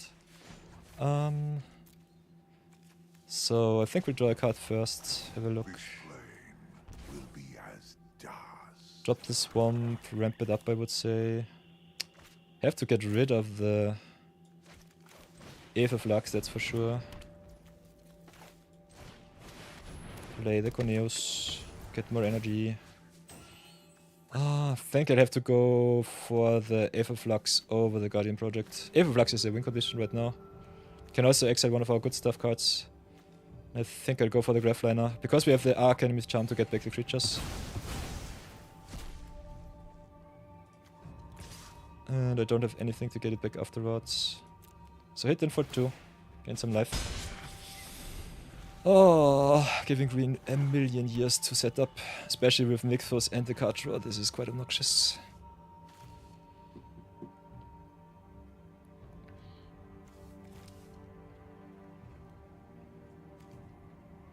So welcome back everybody from the ad break, sorry for that one. We exiled their Aether Flux. They robbed me another time. So do I want to return to the command zone, don't get anything back? Answer is yes. And now the trigger with the return comes into play. So yeah, Qoneus from the command zone is quite interesting. Could have also exiled 2 of my cards, but I want to get rid of the Aether Flux. Them being able to rough my big creatures is also a little unfortunate. Yeah, the Rex Age here wrecks me really much. But learning synergies in Magic is the most fun part, in my opinion. That should be fine. Because the opponent's removal is mainly black, and they played a lot of sweepers, I think I'll go now the Seriema route.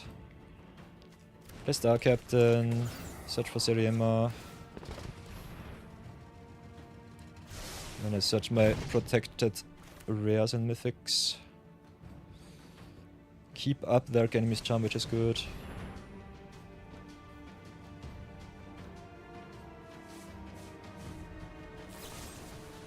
Okay, they grasp, which I don't really care. Got a lot of good options here. Because I draw a lot of cards, I need the protection spells though. Could also go for the wrench. Maybe search some good removal from their deck. So it's either the Talcelot or the wrench. Just yoinking their stuff might be the way. This is a tough one. How many cards do they have? Only one. Can play the Raska. Replenish their hand. Maybe I search for some answers from their deck. Let's get the wrench and annoy them to hell. Do we have some non-creature spells in grave? Got the Obnixilis so I can get it back with their Stellar Reclaimer, which is awesome. I, for whatever stupid reason, exiled my Gravliner, which I normally could have gotten back with the Reclaimer here. So yeah, I punted twice already with Qoneus. Other than that, I cannot get anything back, so I think... Could just get in Reclaimer, Crew with Seriema. Which I think I have to do. Because I will slow roll the Dark Enemy's Charm on my creatures.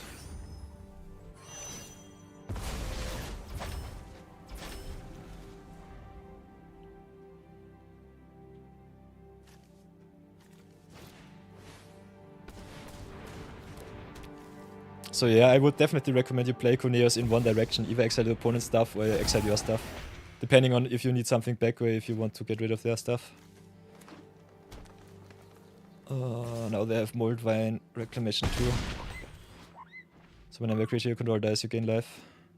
I think they play green-black combo, so the wrench should be kinda nice here. They can yoink here with the Raska though, which sucks. So what do I do? I think I'll go play like this. Get rid of the Raska first, because if they have removal in hand, I'm really sad.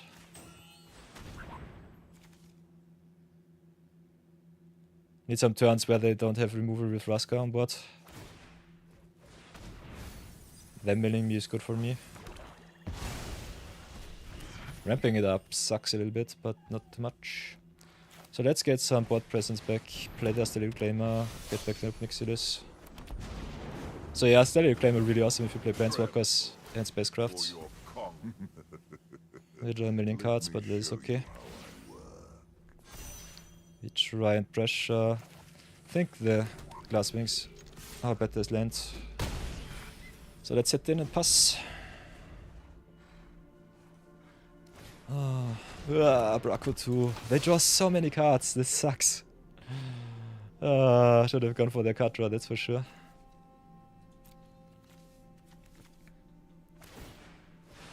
Let's see. Ooh, they've got some Praetors in deck, that's nice. Warringclax and Shelly.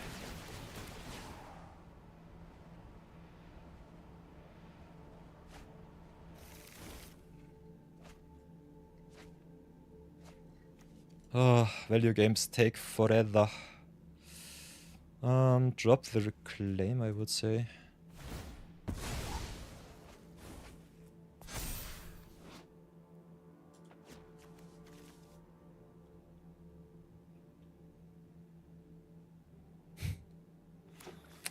Rainbreaker is kind of fun.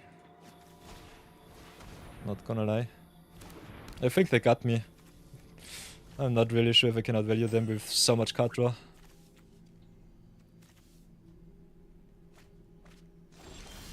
These are normally the games that I personally don't want to grind out because they take forever to finish.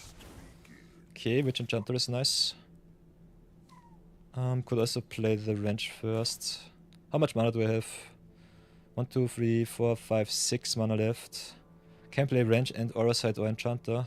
Both are good. Them having the Warring Legs on board is definitely stupid. One Ring is good. Bringer of the Last Gift could be also kind of fun.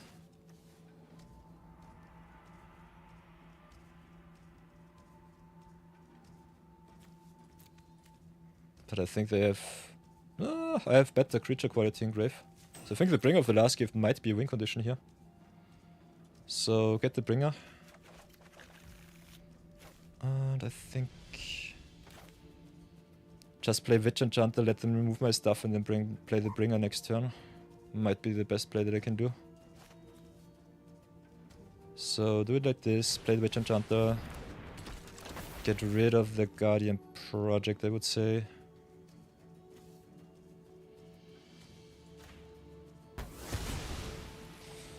It does not matter too much.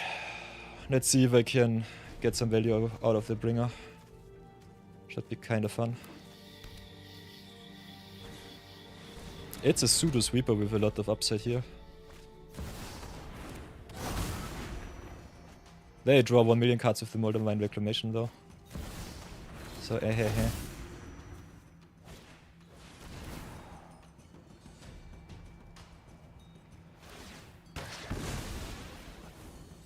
Bringer only gets back creatures, which does not matter too much because I have the Stellar Reclaimer which can get Miserima also back. But yeah, the Moldavine Reclamation is what keeps him definitely in game here. Oh, this is a tough one.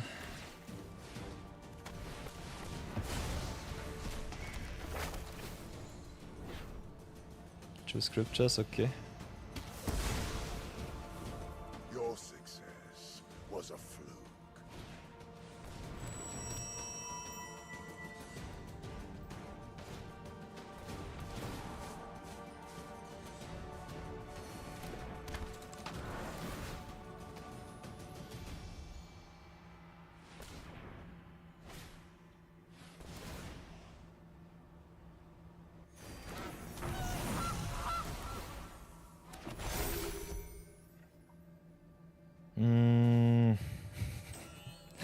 Green-based decks and Magic, what the heck.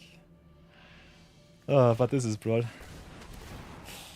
Oh, why do they go and play the Massacre Girl here?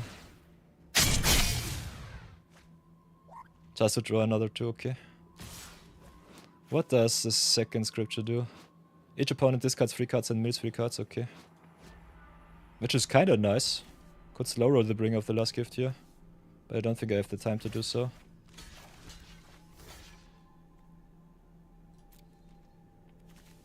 So let's see how much damage I can do with the Bringer here. This will be quite the blowout. Ah, he roughs his own board, I'm stupid. Okay, I will concede to this. Should not have blocked there. I was a little bit too much value heavy, but the Massacre Girl with the Bringer does not work for me. Let's cut our losses and go next. This was obnoxious. And another 3 punts to the counter. This sucks. But yeah. I am somewhere else with my head today. So let's go next. Second game. Try it out once more. Knight of Yore, go once more.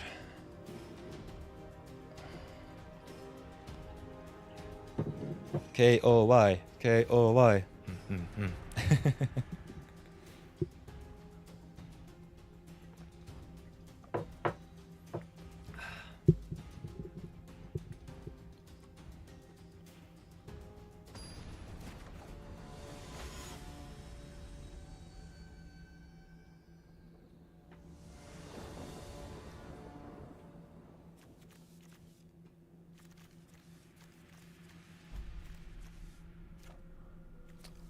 So we are screwed into black. I think we'll have to take them out again. Like me, Day of Judgment Villain is rough, but the opponent normally cheats some creatures into play which give them value back. So I'm not too sure if turn 4 and turn 5 are good enough with some natural land drops.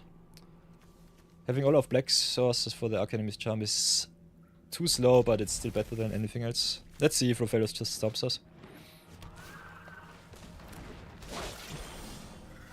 This is a fringe pick. Offhand, but I think I'll try it at least. We play a lot of power. I think the fine-tuning with the deck will be taking a lot of time. Qoneus can be also quite fun with some blink decks, so keep that in mind. Giving you even more value. So drop the Verge, play the Servandom. And next turn play the Swamp and our mana is perfect. By the way, everybody, how do you feel about the bans of cards for Brawl? Do you agree with the ban lists? Getting rid of the Ancient Tomb and of the Strip Mine? Or would you have liked to see them still going strong?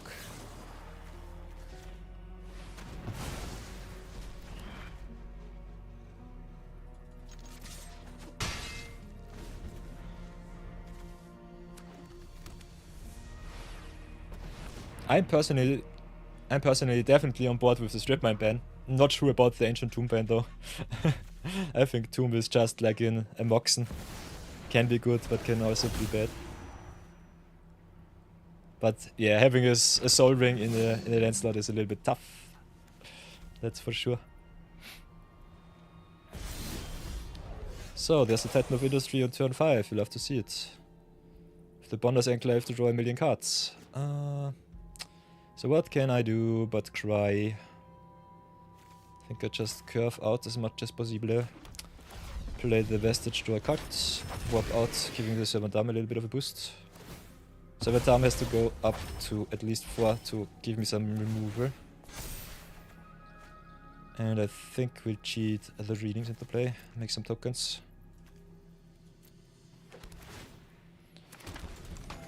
So defense.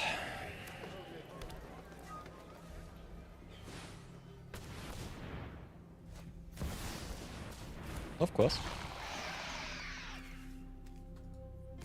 Which Warring Clex is this? Whenever you tap a land for mana. Why is this Warring Clex illegal? Stupid Praetors. Okay, can't jump block here. To keep the rest alive, take the 7. Green ramp is nice.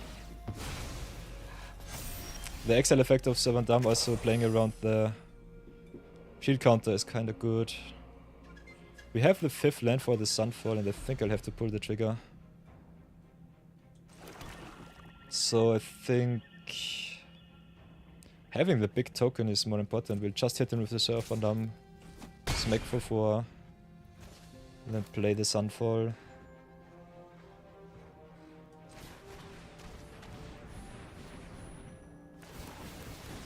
Warring Clex is the biggest problem here.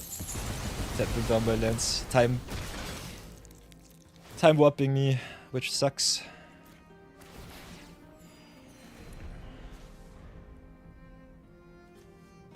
Warring Clex is such a stupid card. I hate him so much, especially in Commander. Such an obnoxious hate piece.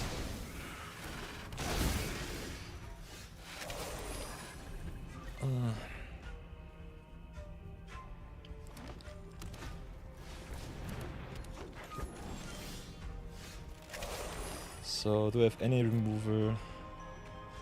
Got the Qoneus, which is a start at least.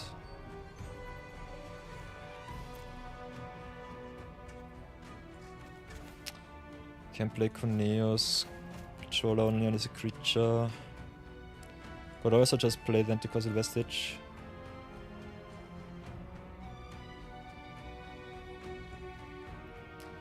Don't want them to go too fancy with their mana though. I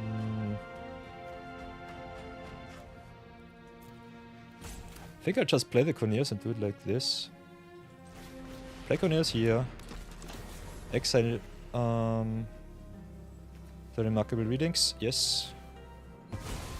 And also exile. No! When will I learn this commander? Sheesh. Exile up to 1 target non-permanent, up to 1 target non-permanent from a graveyard. You cannot exile Sunfall. It has to be permanent. The zero budget puns are going quite high today. Oh yeah, boy. Other than that, I would definitely have recommended you exiling the World Breaker or the Rofellos, but they have 1 million mana, so I think the Rofellos is bad, but does not do too much. But yeah, exiling the readings doesn't do anything for us. Okay, now they've got the Ulamog. And I will concede to that. Nope, nope, nope, nope, nope.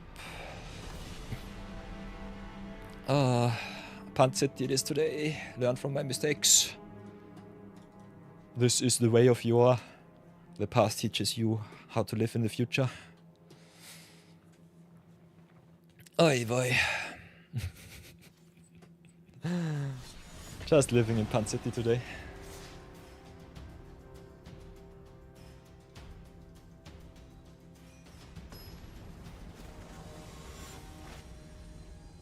Ooh, playing against blue. My nightmare.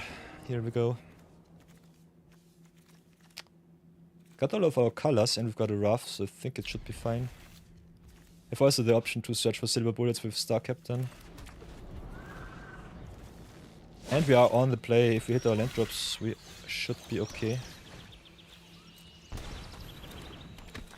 Otherwise I will get sad rather soon because Galadriel is just busted. Scry and ramp in one piece is just too strong. So we've got some options here. Can search for Serema first. Could just drop the Vanar.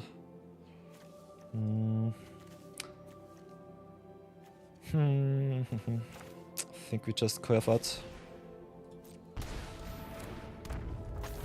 Giving Galadriel time to set up is normally what loses you the game. With the Day of Judgment in hand, you could normally also just speculate maybe on land number 4 and just rough. Get a short little breather. Not really sure if it's good enough. Keeps them off an extra mana. Because it also roughs the Llanowar Elves. And you can also do some legendary shenanigans with Day of Judgment and Serema on board. So I think we'll do it like this. Exhaust here, get us the Serema, play the Troller, pay 3. Pay the Emperor of Bones. Set up for shenanigans. Problem is, if green sets up too much, we fall too far behind, as you have seen in our last game against Draska. Or first game against Draska. So, we are definitely the aggressor here. If we are not aggressive enough, we lose to the big stuff. Depending on the card advantage. Might not matter too much.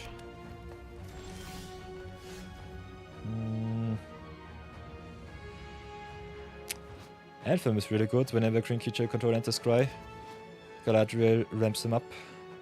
Scry, reveal the top. If it's a land, put it onto the battlefield.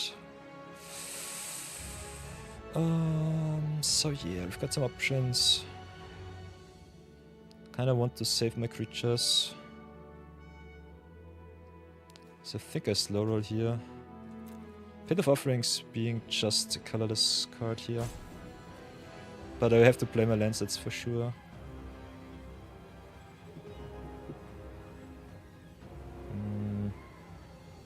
Yeah, at the moment the sweeper does not do too much good for me.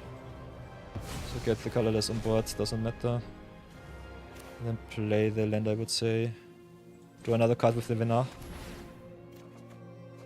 And pass for now.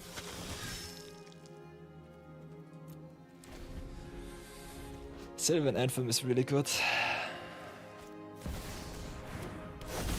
If they have too much value on board, I will try to Day of Judgment.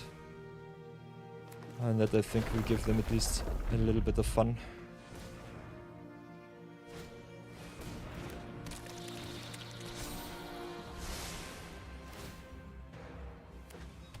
Okay. Scootstorm is a reason to pull the trigger if I've ever seen one.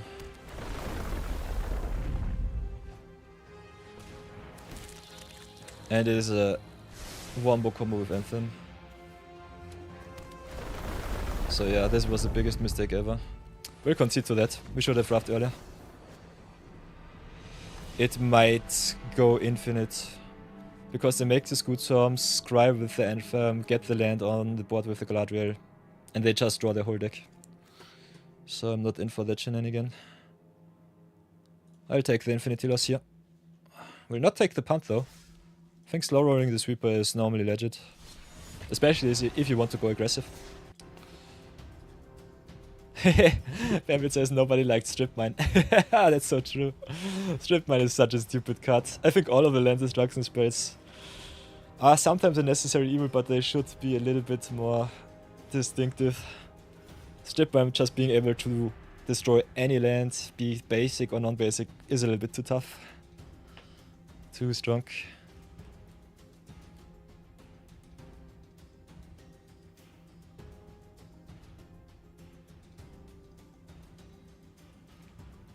Yeah, it was way too easy to abuse too, with all of the Crucible of World effects, just getting your lands back from grave. I'm also quite interested to see how Standard will flash out now that Vivi is gone and Caveira takes its place. I think we will see a lot of main deck Leyline of the Void or Rest in Peace or something like that. I think it's this time of the year. Especially with all of the bans in red. Self-mill is definitely top dog now.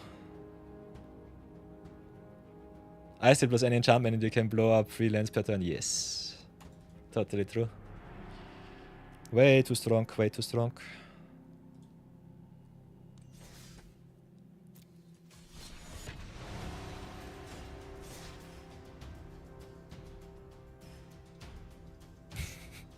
Recording already 1 hour long. Yeesh. Green decks, why? Oh, all of the green decks, come on! Play something else, don't be so whatever. But this hand looks nice. We don't have the answer to the Hearth Hull right now.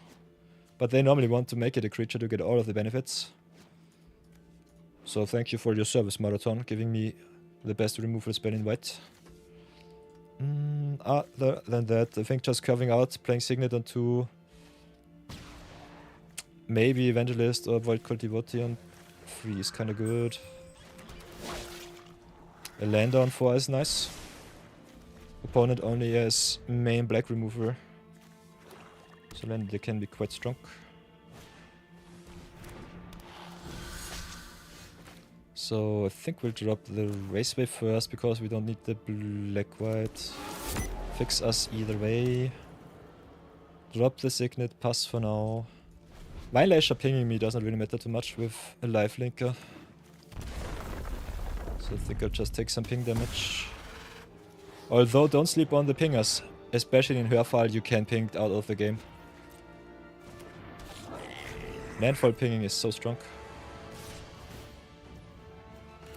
I might go for their mana though. So snipe their Hierarch. I take that extra too. But it's not too big of a oopsie to get the punt counter up. So drop a lander and see if she lives. Would be awesome. The opponent already has their colors, so it doesn't really matter too much. But just setting back for 1 extra turn with their big plays is good enough to get some life back with Elender.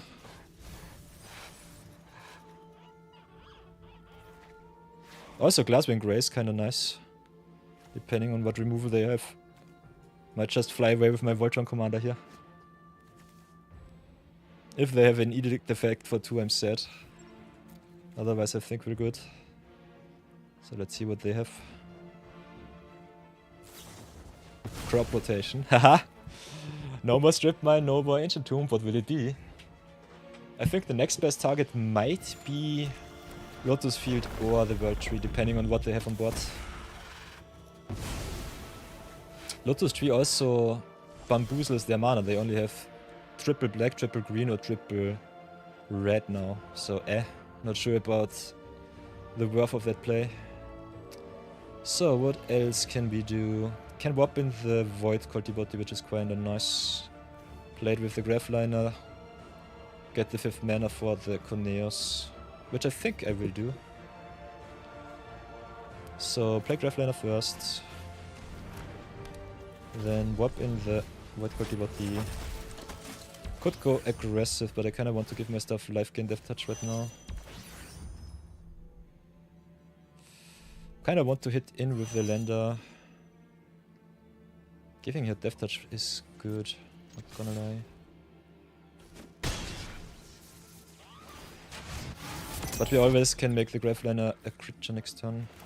So yeah, this is depending on the tempo, good or bad. I think exposing the Graveliner to creature base removal or creature targeting removal is not the best thing. Especially if you have a commander that you still want to get the value. Yeah, now I'll do it like this. Play the Qoneus here. Snipe the Ramon up. Cannot snipe their lands unfortunately, but it does not matter too much.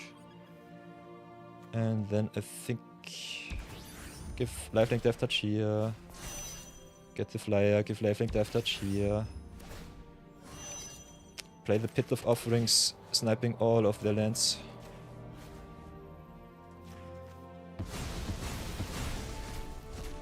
Yeah. Nice. So yeah, Lotus Field was definitely not the best play in my opinion.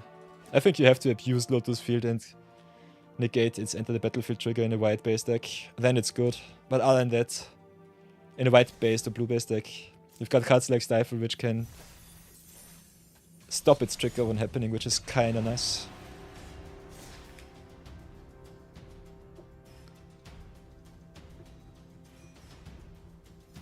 By the way, everybody, I've hit over 155 watched hours on YouTube, so thank you very much for joining the stream, for watching the VODs, for also having a look at our videos so far.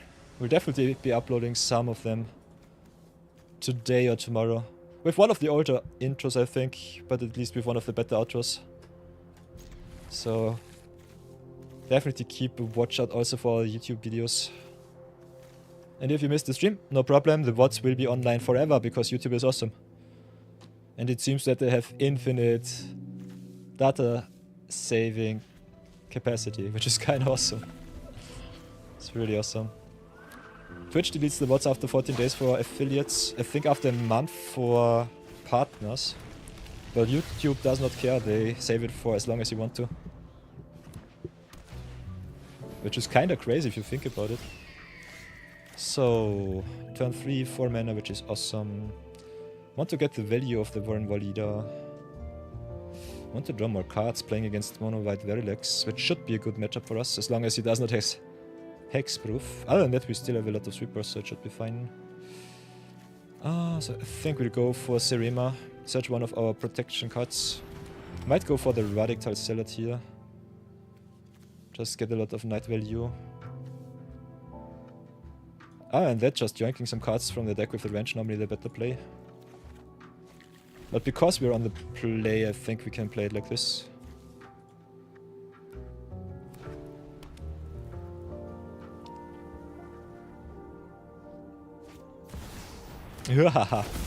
Book of Exalted Deeds, wombo combo in life gain with creature lands, kinda nice. We'll start with the Radic. I want my knights, and I want them now. Also being able to give our legends indestructible with Serema is kinda bastard. I love Serema. Serema, my beloved. Sheltered by ghosts. Serema, no. Sniff.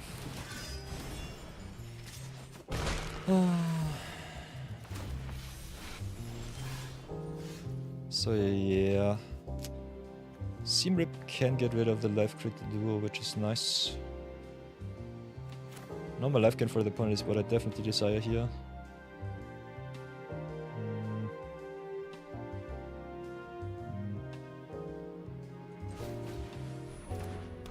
So Seam Rip the life crit duo over their enchantment. Pay the extra 2 in black mana. Adios. Serema searches another awesome card. Could be card draw, could be Servondam just for shenanigans. It's also a knight, which is awesome. Could be a lander. We have so many good targets here. I think I'll just go for the wrench. Could also go for winner. So we have so many good options, not gonna lie. I think if we want to go Voltron, a lander is also Vampire Knight, which is kind of fun. But the wrench should be the best play. So cannot really attack into 5 power, so I go for the Serema tap once more.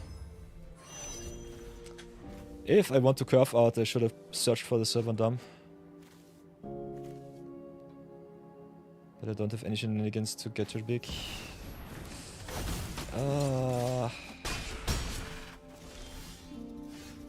So what else can I do?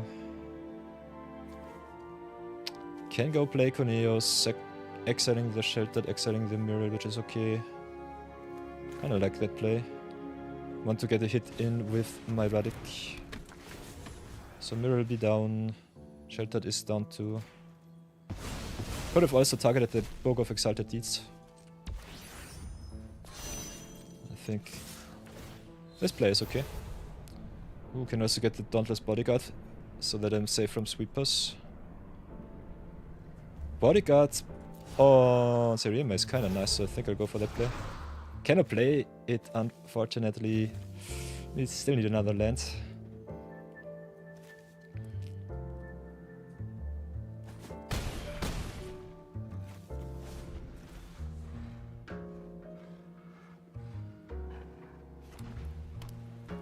Oh, listen to the chill music.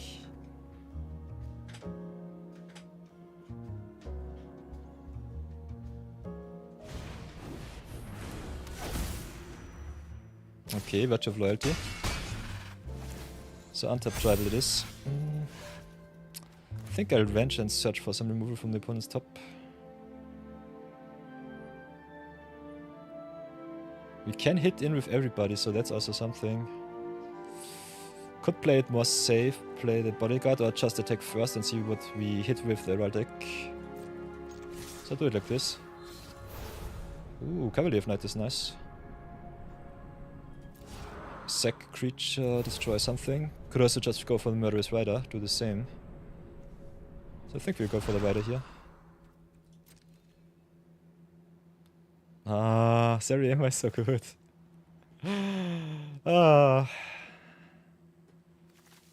So it's less tokeny, more legendary value. Still pretty strong.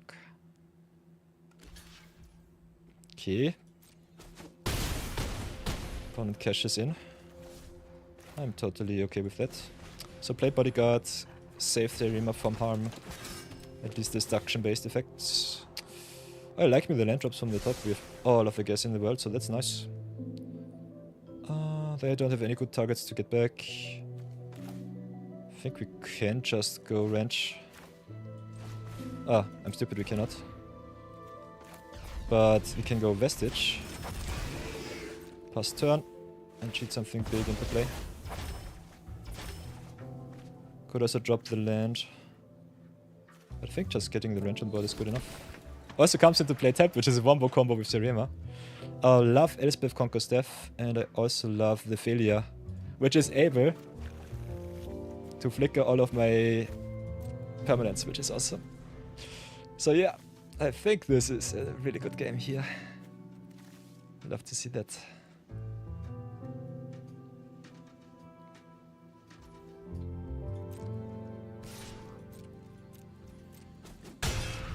We are already at 9, so we have to be careful. Oh, of course I have exactly the Exile-based effect. Sunfall sucks. Get him back to the command zone, yes. Decline anything else. Ooh, Raska is nice. So whatever can we do? We have 5, 6, 7. And I have an itchy nose.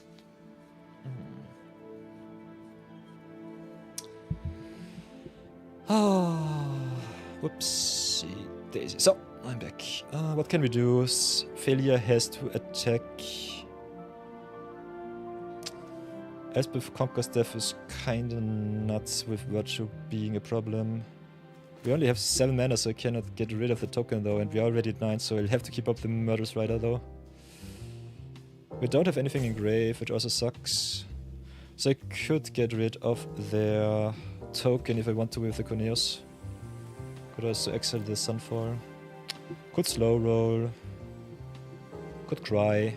Crying is definitely an option.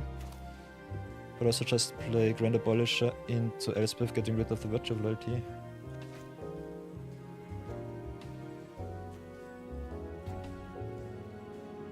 I think we just play the Grand Abolisher, keep up the failure.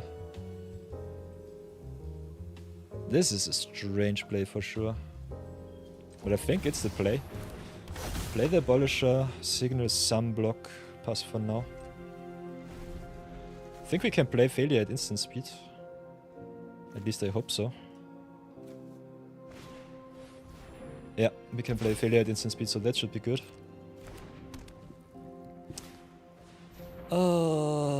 Esper Sentinel is a card, okay.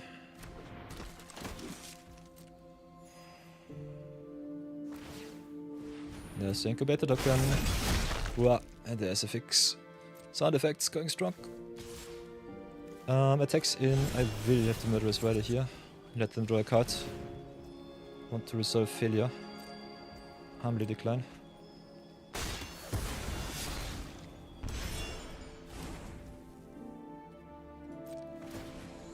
Okay, beginning of end step. So I think I'll drop the failure now. Now it's our turn. Ooh, Glasswing Grace is nice. So, what do we have? 6, 7, 8 if we want to drop the Grace. Got some life gain with the Murderous Rider, so it should be fine.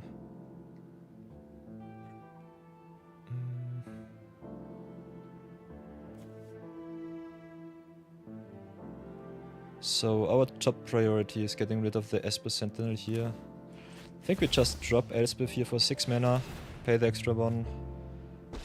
Oh, I'm stupid. Esper Sentinel is big, so don't mind me. I'm really stupid.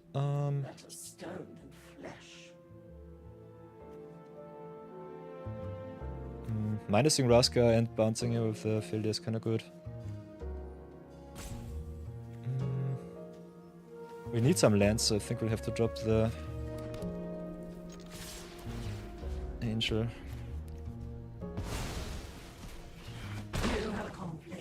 Play it like this. Reset our Raska. Pump up failure. Hoi boy, ever so close to greatness.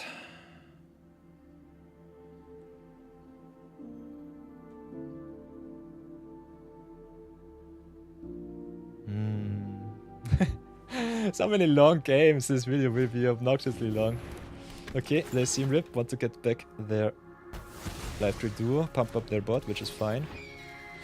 Not answering the Virtue of Loyalty or the Book of Exalted Deeds might get me quite bad. Especially with the Heliod. Ugh.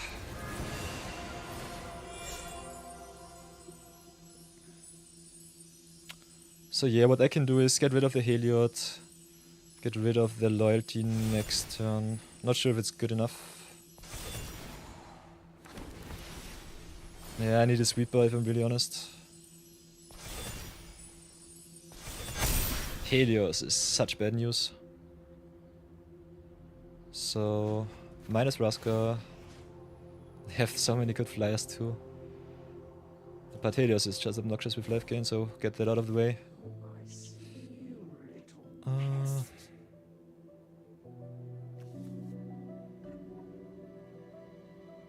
Can play Qoneus, get rid of the Life Tree Duo. Problem is the token.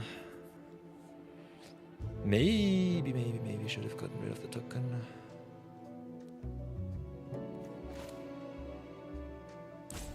Can still get rid of it.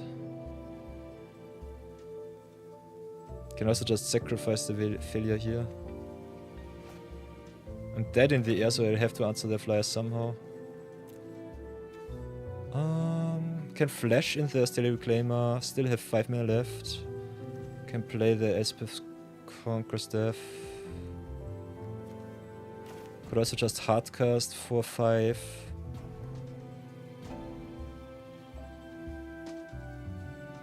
Which is also quite okay.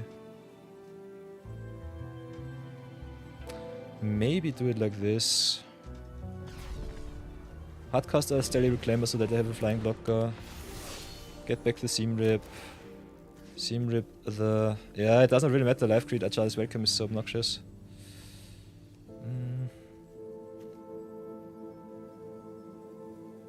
Oh, I can exile the token, so that's fine.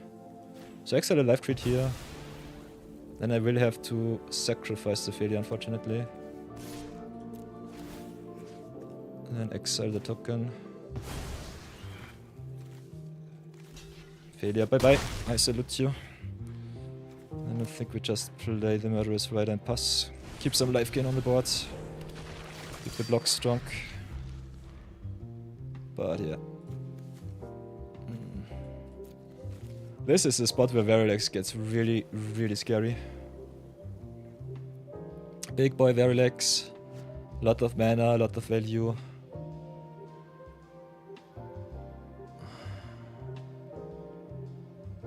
So, yeah. Opponent packing all of the punch.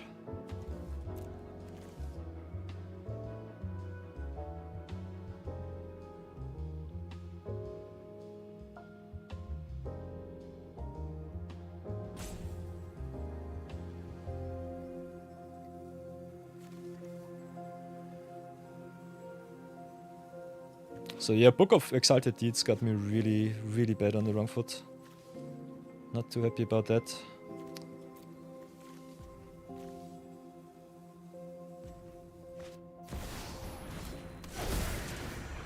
Also kind of fun to make a trash out of Verilex.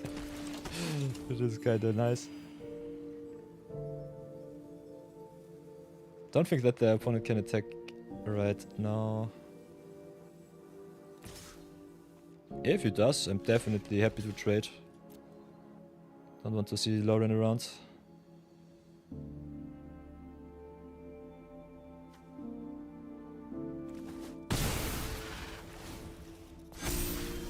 Okay, that's awesome. So let's make a treasure out of the Verilux, that's for sure. So that they have to sacrifice their commander. Then next thing's next. I think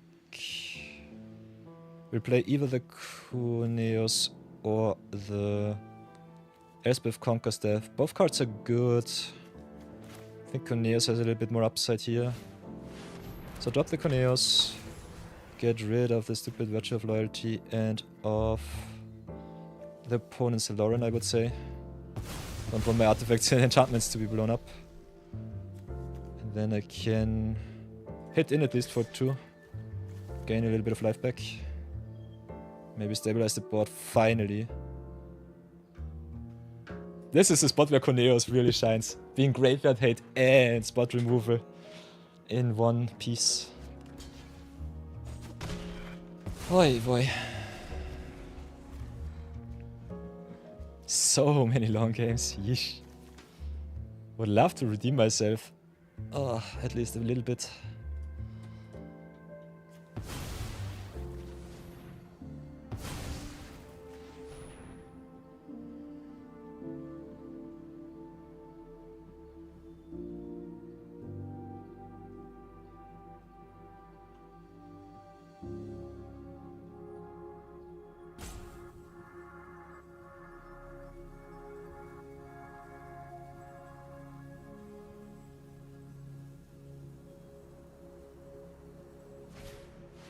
Farewell. Of course. Get Qoneus. Definitely back to the command zone, that's for sure. And the Daxos, yikes. Okay. Do we have some counter stuff? We have the Elspeth. Could go up to the second chapter. Encampment coming to play untapped is really nice too. So I think before anything else we will... I guess we will redraw. Get up. Ooh, a few monsters, nice. So play Elspeth Conquer Staff. Still have 4 mana left. So Elspeth conquers their Book of Exalted Deeds. Raska still going strong, my beloved. I think we'll drop the lander here. Pray that they don't have enchantment-based removal. Otherwise we will lose my Raska. That they exiled my whole creature base is really unfortunate. So we don't have any good targets for the third chapter, unfortunately.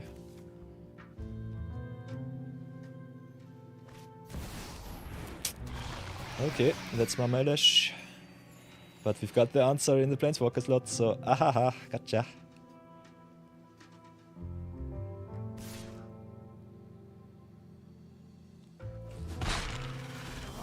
Ooh, Venar is also nice. So yeah, I think I'll have to cash in the Raska now. All of my ETBs not triggering sucks. Don't wanna deal with that. Could also search for some hard removal from the top, but I think this is a better play. Could slow roll with the Venar, but Venar also triggers on my legends entering. So I think it's worth it. So 5, 6, 7, 8, 9. Could play Qoneus once more. Also have the Raska in grave, which I can get back with the Esbeth Conquer Staff, which is awesome. So with 9 mana, can just make a demon and draw some more cards. I think that's a better play here. Could also go wide with the Caracal, but I don't think we need to. We also have the attack with the Lander here. So we should be fine with life. And now we are definitely fine. Om nom nom nom nom. Ocelot Pride. You love to see it. Okay, Verilex gets back the Elish one.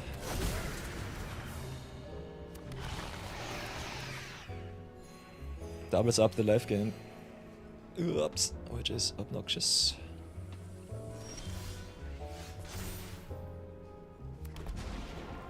Let's get some loyalty, please. Thank you. Then we do it like this. Elishnon becomes a treasure. Then we have the Qoneus once more. So exile the Verilage. Exile their Esbeth Conquer Staff. So no shenanigans in that direction. And then I think we just hit as hard as possible. Oh, white black yoink, here we go. Here we go again, you love to see it. Om nom nom, drawing cards, draining life. Ooh. But as you can see, also the monocolored decks can be quite strong. So this is one of the reasons why I love Historic Brawl. It's just a stupid and funky format. White normally the worst color in Commander. In Brawl it does not matter, 1v1 does not care. Get your value online and go to town. Ah! Nice! I'll gladly take this 2-3. Those were some awesome games, I hope you had a lot of fun too. This was fun as can be. So everybody, we are hitting the 3-hour mark. Let's get into some deck tech, some deck review. And then I think I'll have to call it a day. So everybody, welcome back with the deck review. As you can see, boink, boink. The deck was awesome. Can play a lot of fun stuff with Qoneus here. Don't know why we have 2 commander slots. Second commander, Qoneus does not have partner for whatever reason. This is a little bit strange. But nonetheless, what did the deck do and how do I feel about it? Qoneus itself is bastardly strong. It's such a good card. 5 mana, exile a card on the field and also... Whoops. Exile a card on the field and also a card from the grave. Won us the game against Verilux. The opponent had the Verilux to get their stuff back, but it did not matter because we exiled the best cards from their graveyard. And on the other side, if you don't have to play control, you just can play a lot of value because you can remove your stuff from board and get them back into your hand. So you can play the protect game and the value game at once, which is really, really nice. More than often, as you have seen, you need the answers for the opponent's stuff, so having a commander that removes your opponent's creatures is just so valuable. I love him. Qoneus definitely my beloved. Also with the Seriema just searching me out all of the legends. As you can see, Seriema gets better the longer you play Magic. The more legends will be printed, the more toolbox you have. So one of my most favorite commander decks of all time is definitely Legend deck. which is the Captain Sissi, which is the Serema. It's just so fun. Legends are normally pretty strong, and as you have seen in our drafts, in our limited format, also in our budget episodes, we just got nuts lucky in white and in black. So yeah, go to town with all of your legends, cash in whatever you want to play. I started with the little bit more token heavy style of the deck, but I think this is the final iteration which I can definitely find acceptable. You have the lands, you have the double spells, especially the Modern Horizons lands are so good. They are commons and uncommons, so craft as many as you want. As you can see, 90 days in the challenge and we are already at over 100 uncommon cards. So if you want to burn some channel points, definitely let me know on Twitch. I'll gladly craft some uncommons and shout you out on stream and on Twitch and on the YouTube videos. Other than that, I did not see too much recursion. We got hit by a lot of sweepers. So definitely pack also your recursion and your sweepers of your own. And other than that, I think having some card draw definitely important. So the what's it called? Unconditional card draw is really, really important. So cards like Phyrexian Arena or Unholy Annex, which are hard to remove, are definitely cards that win you the long game. So keep that in mind. Other than that, I love me the deck. Also, our Planeswalkers did heavy lifting. We unfortunately got only 2 or 2 and 3 in 1.5 hours. But sometimes it gets long. And sometimes you just dawdle around and have a lot of fun with chat. So thank you for watching this video. I will be seeing my YouTubers in the next one. My alter ego will show them the way to our community if you want to join us. If you want to support us on Twitch, leave a follow. If you want to support us on YouTube, leave a subscribe.